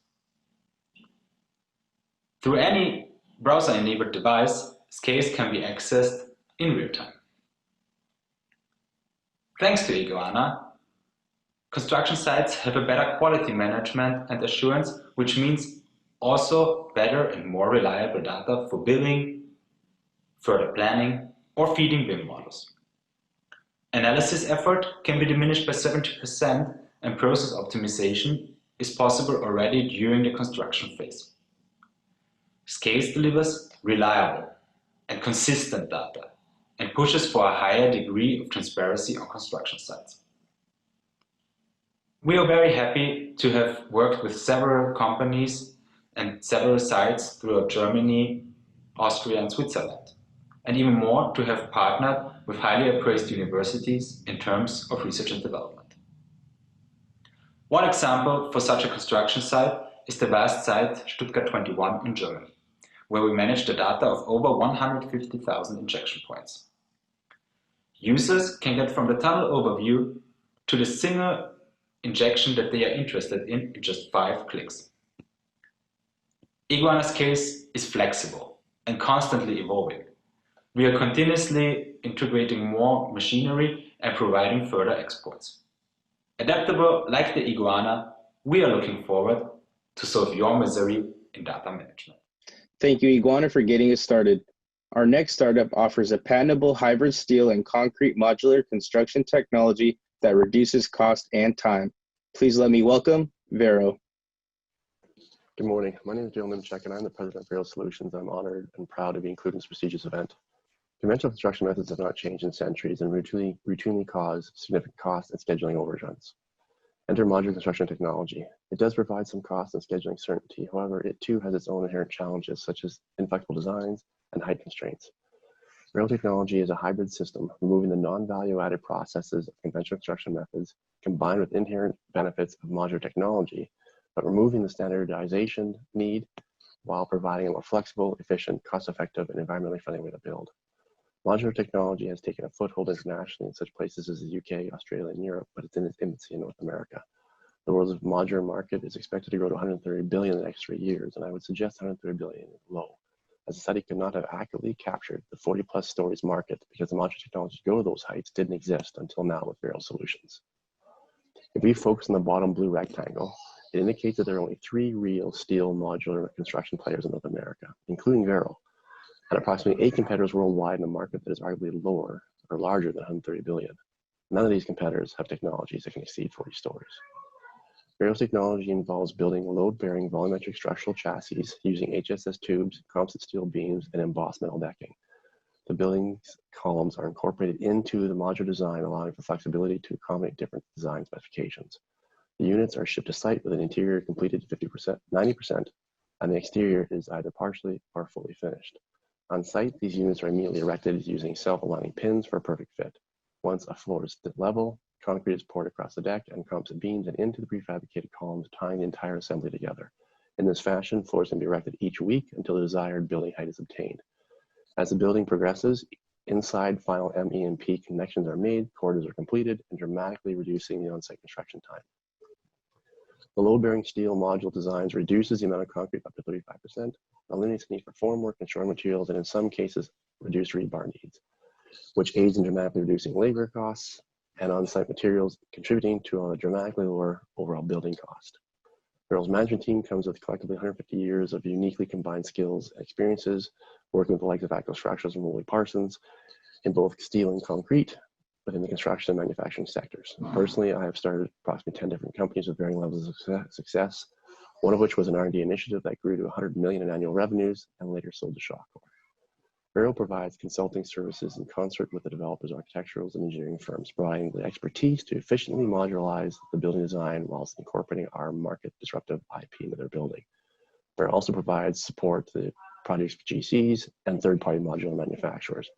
Because of the large capital savings component of our technology, we can charge the developer a royalty fee that can be incorporated into our soft costs while ensuring competitiveness and still delivering significant savings to the client. Vero is not a digital technology or software, but a physical bricks and mortar technology that actually builds the building in a socially responsible way, providing the project with actual tangible and quantifiable cost savings. In closing, Vero is a highly disruptive technology with international patent pending. Our management team has 150 years of experience. Vero's technology is unparalleled in the world and provides 35% cost savings and up to 50% time savings compared to conventional construction. Vero has minimal high-rise competition in a market that's 130 billion in size. Vero's disruptive technology utilizes sustainable construction methods and lowers environmental impact compared to conventional construction. I've included further information on our environmental benefits and our capital structure in the attached appendix. Thank you, stay safe, and continued health and happiness. Thank you for sharing with us, Vero. Next up, we have BST. In the midst of COVID, BST improves productivity and safety on sites by providing real-time visibility into worker location. The stage is yours. We are BST, and we're focused on construction safety and productivity. Construction's a dangerous industry with way too many preventable injuries. 200,000 annual injuries in the U.S. have a major impact on cost and schedules. So with a background in the construction industry, our idea started in Ireland with a concern for safety as part of a large expansion at the Middleton Distillery where they produce Jameson whiskey.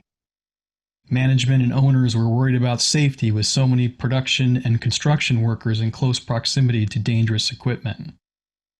So after being unsuccessful looking for an off-the-shelf solution, we created some prototypes. Essentially, our system creates an exclusion zone around dangerous equipment or areas to alert workers and operators when they are too close. We then took our system and tested it on construction sites to improve our technology and feature set. Our system trains workers in real time to change behavior on the worksite with continual direct feedback and tailored information and safety scores for all workers and site safety managers. While doing testing, we realized that our system could have a major impact on the other big challenge in construction, productivity. McKinsey estimates there's an opportunity for 10% cost reduction by improving productivity across the construction sector. We tackle productivity by knowing manpower zone location. Understanding manpower seems like a simple thing, but the logistics of a site make it very challenging to know how many workers are focused on a particular task. Compare this with building a car where you can look down the assembly line and see people in the same location all the time. Site superintendents spend a lot of time and energy fighting to get manpower size and location information. Our system gives them accurate and reliable data instantly to use to make critical decisions. Our system includes hardware devices that are deployed on the site and dashboards and workflows that create actionable information based on the latest behavioral science techniques for site safety managers and site superintendents. Our system is safe based on our superior proximity technology and very cost-effective. Our system is also very easy to install and use, a key feature for adoption on a construction site. So as part of the Plug and Play Batch 5 Spring cohort, we want to acknowledge Plug and Play, who did a great job pivoting to virtual webinars, workshops, and fireside chats. While in this new normal, we also continue to improve our system with hardware and software prototyping and expanded feature sets.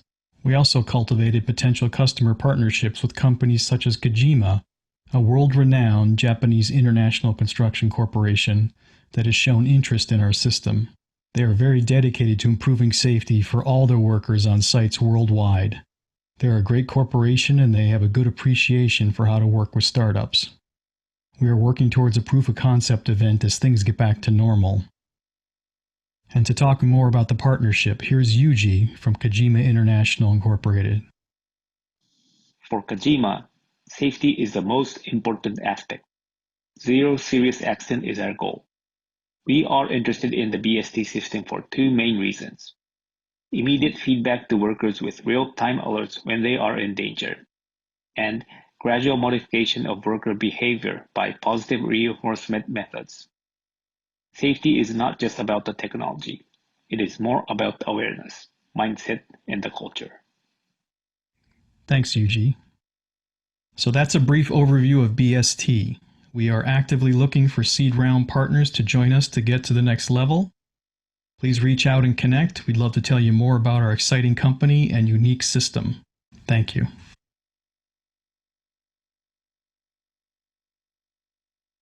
Thank you for the overview, BST. Our next startup is no stranger to Summit after previously participating in our IoT Batch 10. Inspirit IoT applies advanced visual computing models and algorithms to bring real-time safety and situational awareness to worksite. Hello, my name is Manu. I'm the CEO of Inspirit, and I'd like to give you an overview of what we do in the visual analytics area. We have a number of neural networks and classifiers that we've built up and layered on business logic that allows us to enter into a couple of different areas, essentially in the area of recognition and tracking and basically optical character recognition and a couple of other things. I'd like to walk you through what we have done. One of the things we've done with Kajima Corporation through a connection at Plug and Play is to build an object and people tracking plus analytics system where we're able to look at proximity, distance separation, velocity, and get as far as collision prediction. This has a lot of potential applications in other areas, and you can see the object detection is done pretty well. You notice a track in this area over here where it's normally hard to see. Within our business, we have now focused on face detection and recognition, and this you can see at scale what it looks like to have a facial detection system running. Couple that with facial recognition at scale, and it starts to get even more interesting. This is what we are specialized in. We do a pretty good job. And within that, we have targeted the facilities management area in the senior living markets. The market is growing because, simply put, there are an increasing number of older people, and those increasing with an increasing age. Within this market, the need for privacy is also very high. So this is not a market that is well suited to cloud computing and other areas. Some amount of edge processing is needed. We have taken that niche. Our TAM in this area, in this niche, is about $120 million. Of course, the larger market is much larger, and we'll eventually get there. But first, our beachhead. We do have competitors if I look at the areas of surveillance, but within our beachhead area, we really don't have that much in the way. We're well targeted and well tuned for this area. Our current product plans are really based on two models, a performance and a value model, distinguished primarily by the number of faces per second being processed that allow the ability to handle a wide number of streams. Even our value proposition products competes very well against some of the high-end products from other companies that we listed earlier as competitors. We do have interesting partners. Plug and Play is one of our key partners. Thank you for hosting us today. Intel has enabled us with source code access and a lot of technical help. Our go-to-market is through Status Solutions and Velocy, who are ready to take orders at any time. And we have paying customers, of course, that also help in that area. Our team is fairly compact. Essentially, I'm the CEO, and Kyle and Swati help me on a day-to-day basis. Deming, Wenmei, and Jason are part-time. And with that, we've built a credible company around R&D, execution, delivery, and support.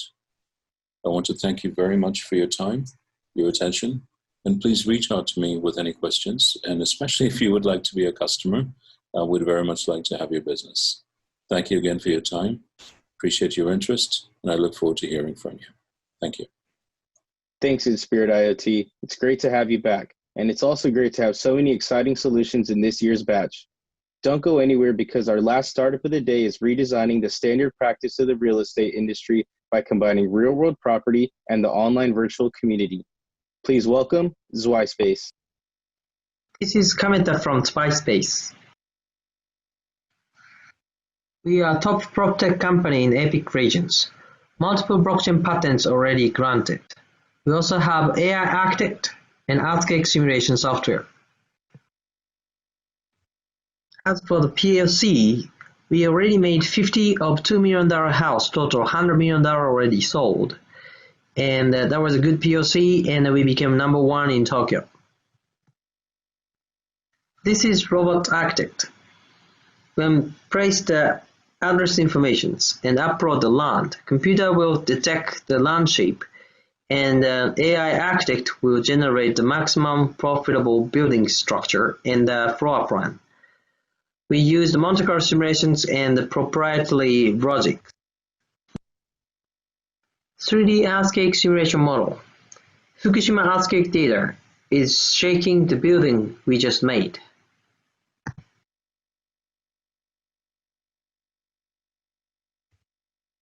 These are California earthquake features. Tokyo could be hit as well. $1.4 trillion damages, much bigger than COVID. In order to minimize earthquake damages, we came up with the digital twin simulations. Compare with the real and the virtual, and come up with a good AI model. With that, we make tough buildings. In order to gather earthquake sensing data, we issue tokens to construction companies and building owners. AI professionals who want to make a model will buy the tokens to get the data. At the end of the day, those tokens can be exchanged at the Australian exchange with e-banking license. Flying car won't sense earthquake, so we navigate them. 400 years old construction company Takenaka and more than 100 years old Kajima Corporation joined this Namaza Alliance. We closely talk with the cabinet and the SoftBank. This is the ecosystem for tokens. We have other token ecosystem. As for real token, Takenaka started to use the blockchain smart contract first in the industry at the office.zwyspace.com. Left is me. I used to work for SoftBank CEO and made the broadband business for SoftBank. Professor Oguro is the famous economist in Japan, well connected to the government. He used to work for Ministry of Finance. Mr. Fujiwara has been real estate global investors in Morgan Stanley and Credit Suisse. Mr. Ishii is in charge of Tokyo real estate. We upgrade our investments to reinforced concrete building from wooden buildings. We also provide broadband applications using blockchains after COVID. We expect a $1.8 to $3 billion annual profit level in mid-2020. Now we are fundraising up to $10 million to connect global cross partners. As for crypto, left is free office accounts, invitational, and the right is its Vicon wallet with some gift. Please join. Thank you very much for listening. Please don't hesitate to contact me at the link below. Thank you.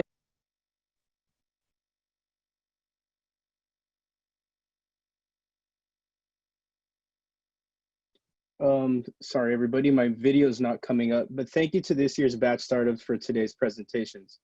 We've enjoyed the opportunity to work with you over the last few months. You'll see a poll that just popped up. Please take the next few seconds to vote for your favorite startups. And also a friendly reminder, don't forget to register Umbrella for networking. There you'll be able to chat with your favorite startups and meet with other attendees. Our team will share the link to join in the chat box. Our event's not over, but this concludes my time on the mic today. I'm glad I had the opportunity to introduce this year's batch startups and partake in this event with such wonderful speakers. I encourage you to connect with me if you'd like for more info on our construction tech program. Also, if you'd be interested in exploring specific startup solutions. Please let me welcome back Miles, who will be moderating our corporate partner roundtable. Thanks, everybody. Awesome, Mike. Appreciate it. So this is going to be the final piece of content for the day. We wanted to bring together some of the partners that we work closely with here at Plug and Play. And because we're in the construction section, we're really lucky to have both Stanley X, Kevin from Stanley X, Shuntaro, and also Yuji. Let me provide some background so people know more about our panelists though. So starting off with Yuji. Yuji Doi is an innovation manager at Kojima International. He spent 17 years as a project engineer and project manager. And if you're not familiar, and Yuji, nice haircut, by the way. Kojima is one of the oldest and largest construction companies in Japan, founded all the way back in 1840. They focus mainly on design, engineering, construction, and development on high-rise infrastructures, railways, power plants. And they also have subsidiaries in Asia, Europe, and North America. Yuji, thanks for joining us. Can you hear me okay? Yeah, I can hear you well. How are you doing? Perfect. Good to have you. Good. Thank you. Good. Good.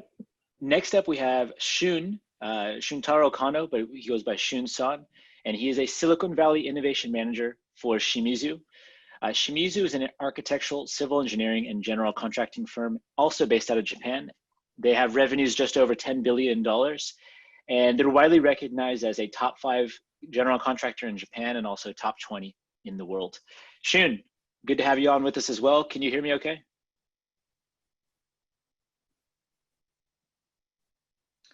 Shun, are you there? Okay, you might be having trouble with his audios. We'll come back to him. And then lastly, but not least at all, we have Mr. Kevin Lemke. Kevin is the VP of Strategy and Ops for Stanley X. And we love that name, Kevin. Stanley X is looking to create new sources of growth for Stanley Black & Decker and even disrupt their core technologies. Kevin's background is in strategic selling and marketing with 20 years of commercialization experience. And what I found interesting, Kevin, you never told me this, MBA from UT Austin. I'm also a UT grad.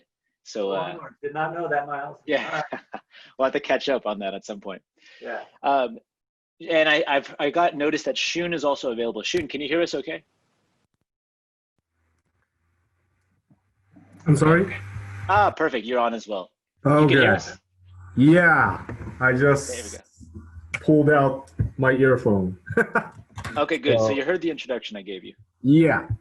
Awesome. Thanks for having me. Of course. Yeah, good to have you guys here. Okay, guys. So we have a lot of questions we want to jump into. Let's just go ahead and get started. I think we heard a panel earlier today talking about how American general contractors are reacting to COVID-19. I think we can almost, I think this could be get another take on that. let's start with the Japanese general contractors. Can you guys just talk a little bit about how are your firms responding to COVID-19? Has that changed their thoughts on technology? Maybe Yuji, you can start with that. Great. Yeah, can you hear me? Yep. So yeah, I think this is same for everyone. But first of all, the safety for everyone is the highest priority for us, right? So we should take that reaction for this, and how we can keep the workers sustain their job as well. So that was our priority, and like how we immediately took the reaction was. First of all, we kind of suspended all the project first, so we at least we can make sure that everyone is safe, and what is the a problem maybe happen like that. So we took the action, but in the situation in Japan is not that much serious compared to the situation in the US. So it's now mostly back to the normal as a construction. But when we look at what the trend is looking like, so people really realize, I guess, the value of the technology. It doesn't be the the high end of the technology, rather how we can also remotely work, how we can observe the project out from the project. So we do a lot of like a site visit, those kind of things. But if we can at least put such cameras or such like a progress monitoring like thing, we can appreciate what is going on like that. So more of the interest is happening in that area. So I guess even though the most of the thing is now back to normal, people are start seeing the real value of what the technology is there, and people are more so the demand is happening from the team in the site. So we're love to tag into that part and see how the innovation team can really help on that part. Shun, would you say you're in agreement there? I mean, I think COVID-19 is forcing a lot of companies, they don't have a choice.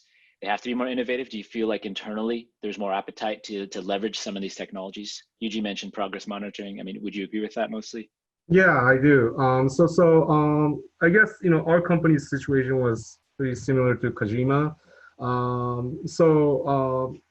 From our company, we have 3 employees infected by COVID, and unfortunately, one of our employees actually died. So we were really forced to stop all the projects, and so we were like the first ones that actually stopped the project for about 3 weeks. So it was a terrible timing. And in terms of technology, we are getting a lot of, I guess, not traction, but remote monitoring, managing, people try not to get close that much. That kind of thing is, I guess, really necessary right now in Japan. And also, I hear a lot of opinions from Southeast Asia, especially Singapore.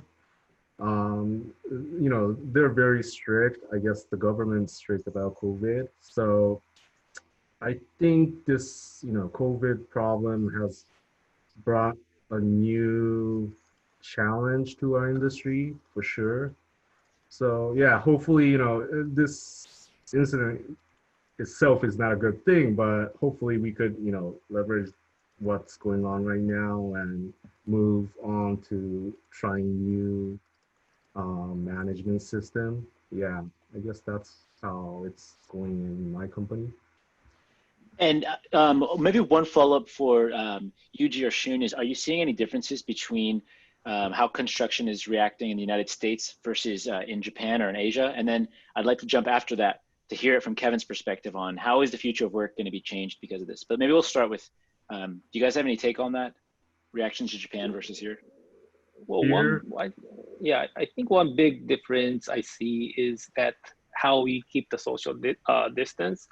Even though we understand that is a very big part, we're not very much taking that action seriously, or how can I say, like, for example, tracking or, those kind of things. Of course, like trying to limit the number or the occupancy of the project or, such place, those kind of things are taking action. But I feel like that part is much more advanced in the US, which people are taking action, even for, as a public, not in the construction, whenever you go to the shop or, in the restaurant, it's not like that in here, right? So I see a lot of difference in that area. So maybe those mindset is a little bit different.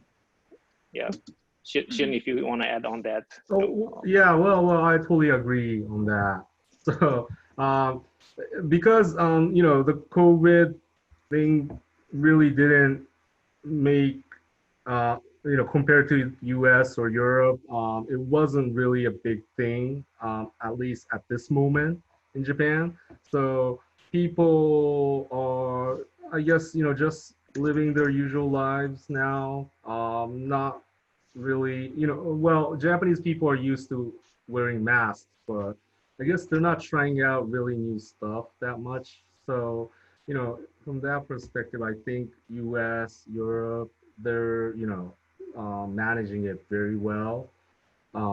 Japan, I don't know. I don't know why, there are not so many people infected actually, because, it's such a small island and people are like so close together and they're still doing that. So I don't know the reason for that, but at least, yeah, I think at least this social distancing is really, US is very advanced compared to Japan. I feel that.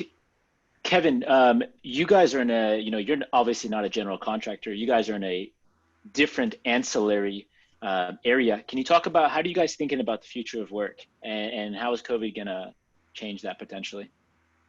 Yeah, absolutely. I think, we can look at COVID as a kind of a immediate crisis to overcome, and we hope we're gonna all get back to normal.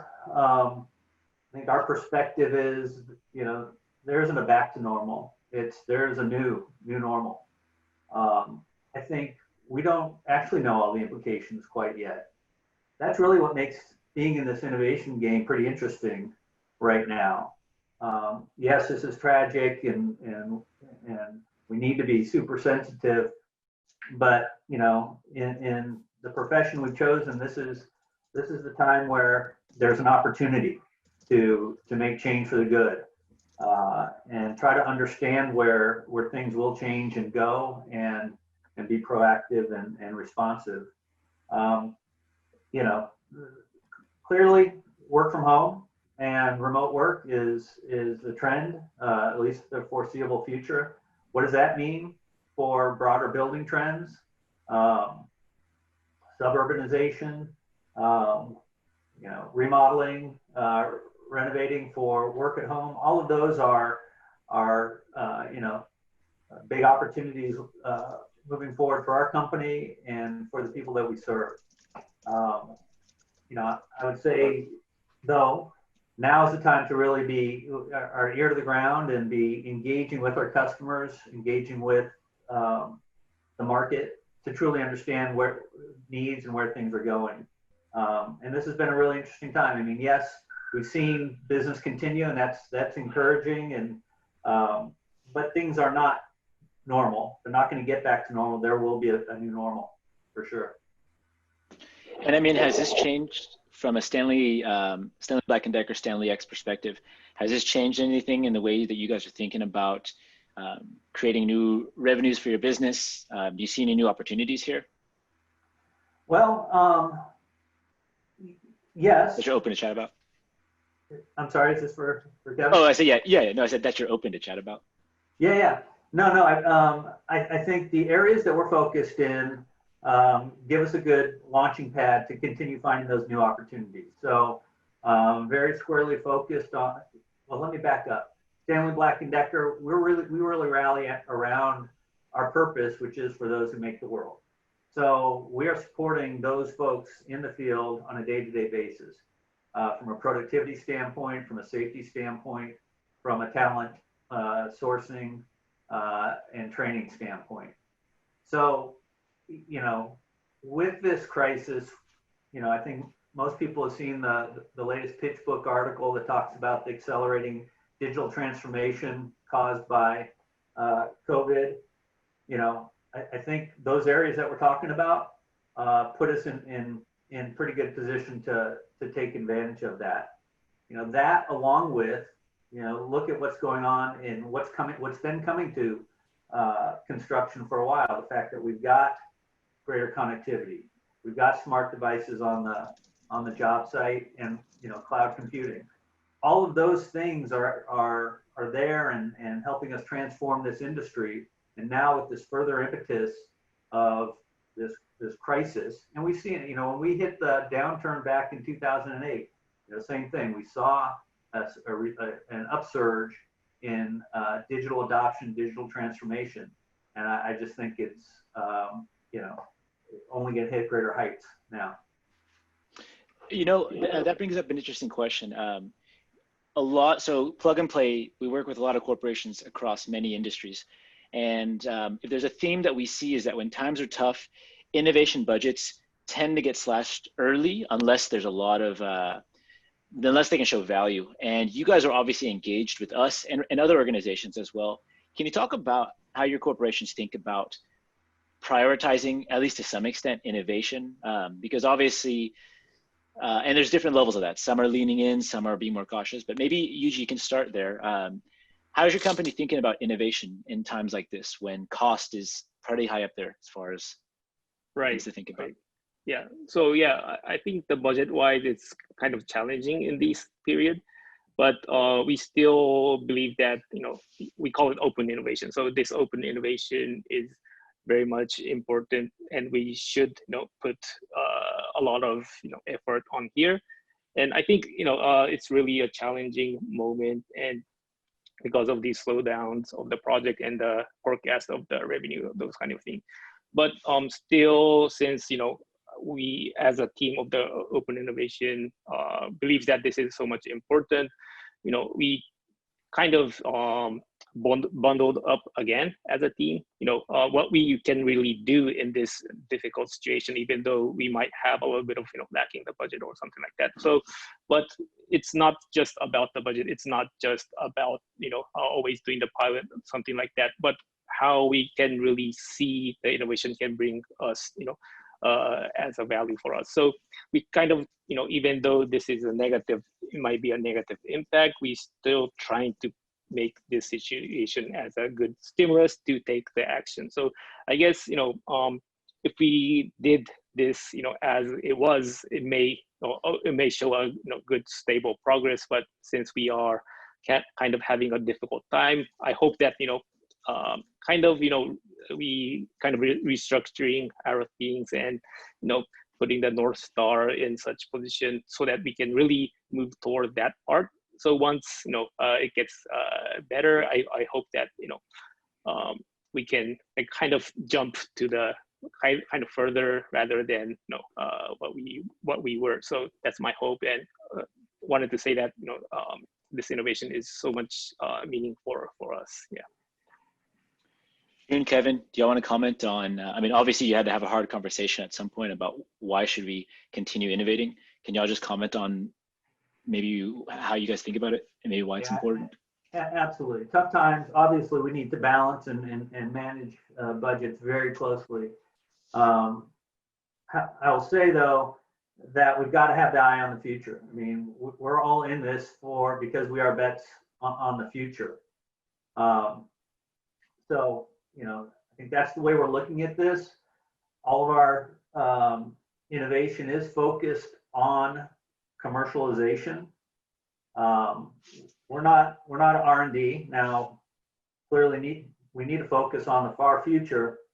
But this is not. We're talking about solving real problems for real people today, real tangible pains that people are willing to pay for. Meaning they see a lot of value in it. When we can demonstrate that, we continue to get support to go and solve these problems for customers. So I think that's our company stance, and that's how we're operating. It's absolutely we can't cut it off at the knees if we want to be investing in the future. No, it's a good point. And Go ahead, Shun. No, no. I'm sorry. Maybe just one thing to follow up on that, Kevin, is how do you balance the pressure to find short-term ROI with being able to dip into some of these longer-term, harder to prove now, but they could change your business? I mean, how do you? Because it's tough because it does feel like that's more qualitative in the beginning. So I mean, how do you do that? How do you think about that? So we think about it. Again, it's nothing's a sure bet. These are risky propositions, right? But we can be thoughtful and disciplined as well. And what that means is doing those things to try to understand and uncover meaningful trends, and then begin working towards addressing pains associated with those trends in a methodical way, taking risk off the table, as it were. So research, analysis, and insight up front to really understand a market space, understand the pains our customers are feeling before we start, really firing the money gun here. So it's that balance of risk taking and being thoughtful and disciplined. No, okay, I love it. Shun, Yuji, do you guys want to add anything to that?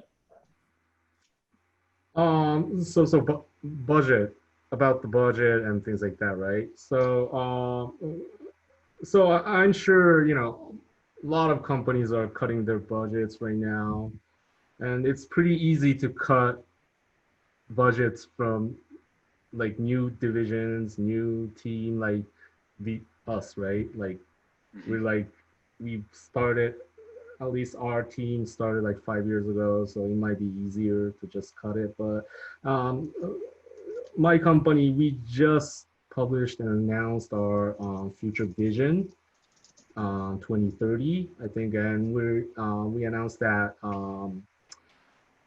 of course, construction is our core business, but we know that Japan market is going to shrink for sure, so we have to do something else. So we want to become a smart innovation company, and so new business model, new technology is something that we have to focus on. So I'm sure at least our management team, they will keep on doing this innovation activity. So yeah, in that case, I'm not that worried about that. Okay. Yeah, but I'm sure there will be some budget cuts. So yeah. You mentioned something, and maybe this is kind of where we can close this out. But you mentioned, I think someone said it, where it's you either innovate or you die. Like there's no standing still. You're either moving forward or you're not. One of the questions I have for you guys is, what are you optimistic about moving forward? And maybe we can start with Shimizu there. I think you guys had talked about potentially a fund or something. Do you want to talk about that a little bit? So what am I optimistic about? Short term or or in the future. Yeah. So this COVID thing has been a mess for sure, but still, at least my company, I'm pretty excited.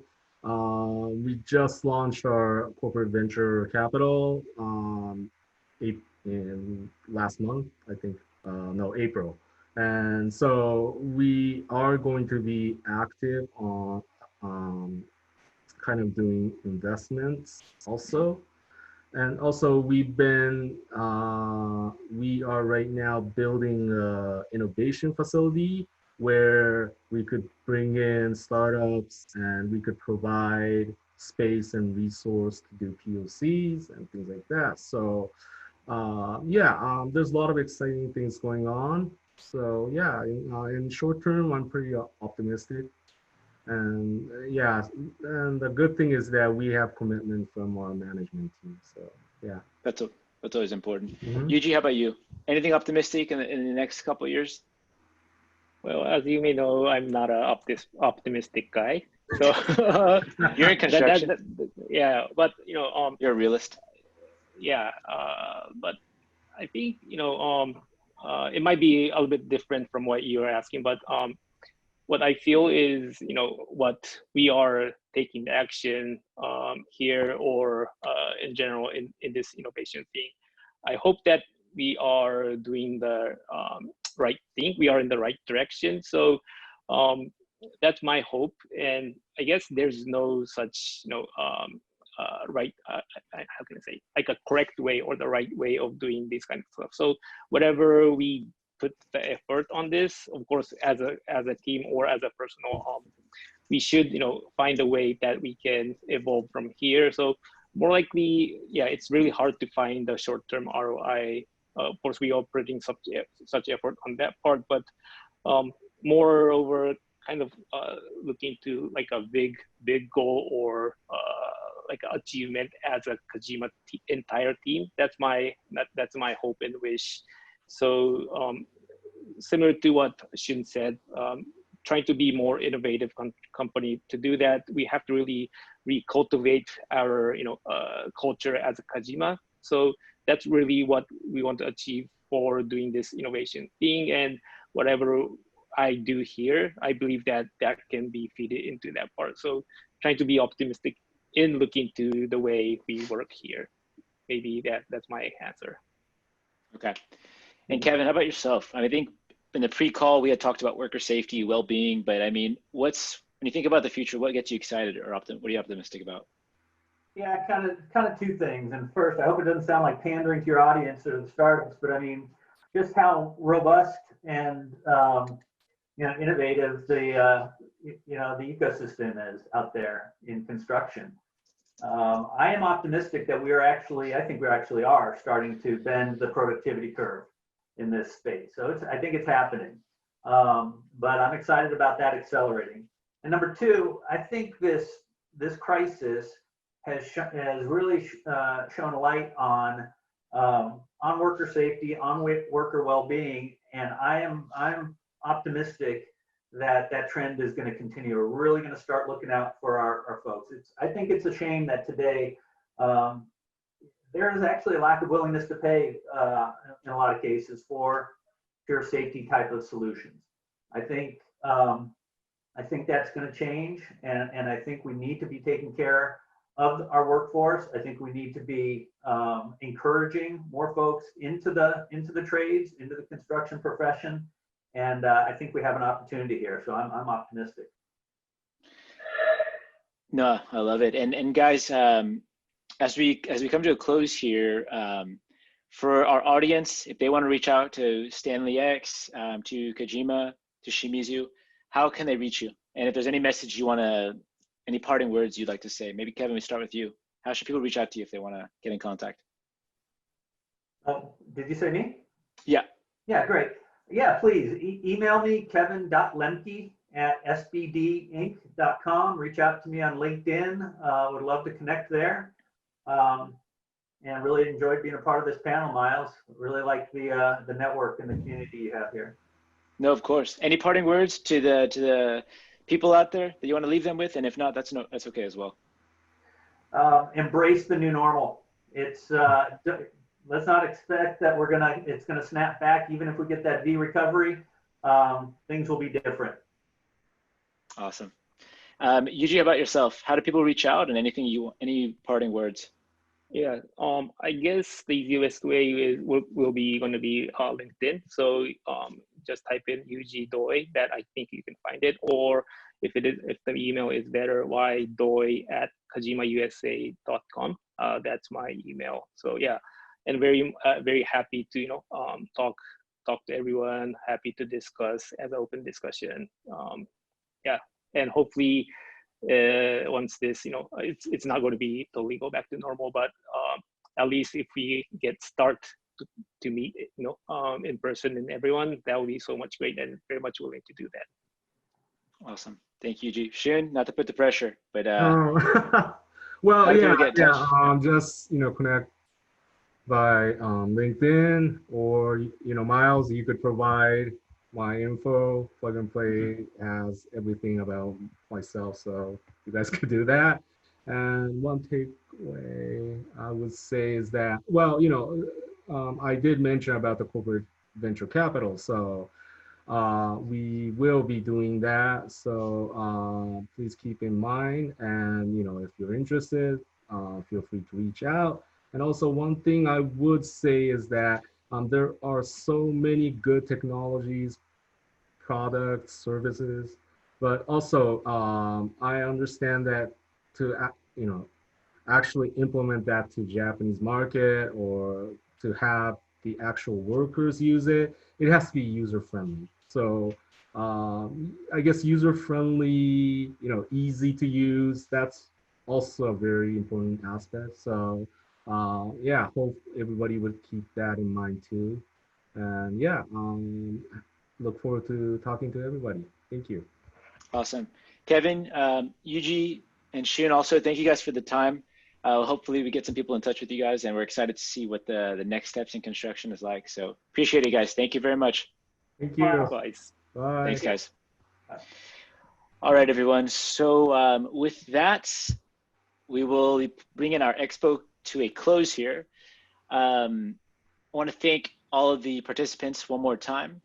And thank you everyone who voted for our startups who participated. We'll be announcing the winner in our upcoming newsletter. So if you're not already part of that newsletter, go onto the Plug and Play website and sign up. Last thing I'll mention is I want to give a big thanks out to all of our attendees for your time and attention. We know that there are tons of webinars going on, and the fact that you chose ours really means a lot to us. So thank you for that. Also, a big shout out to the AV team, the operations team, the real estate team, and also the greater smart cities teams. A lot of people, I'm just a face up here, but there's a lot of people behind the scenes. So thank you guys for everything that you're doing and helping us run a very smooth show. Technology is gonna affect the way we build, design, and interact with the built world more and more. And we're actually very bullish on investing in that space. So if you're a young startup or you're a corporation that wants to get involved, we're excited, we wanna talk with you.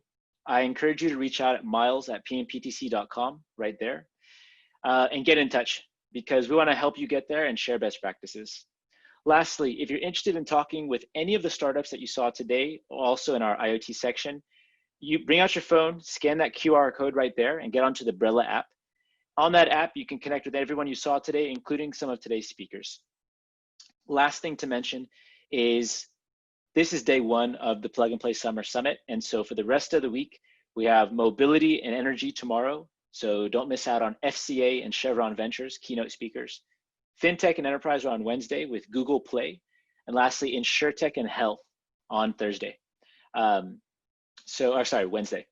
So with that, guys, that's all I got for you. Thank you very much for your time. I hope you go to networking and have an amazing Monday. Thank you so much.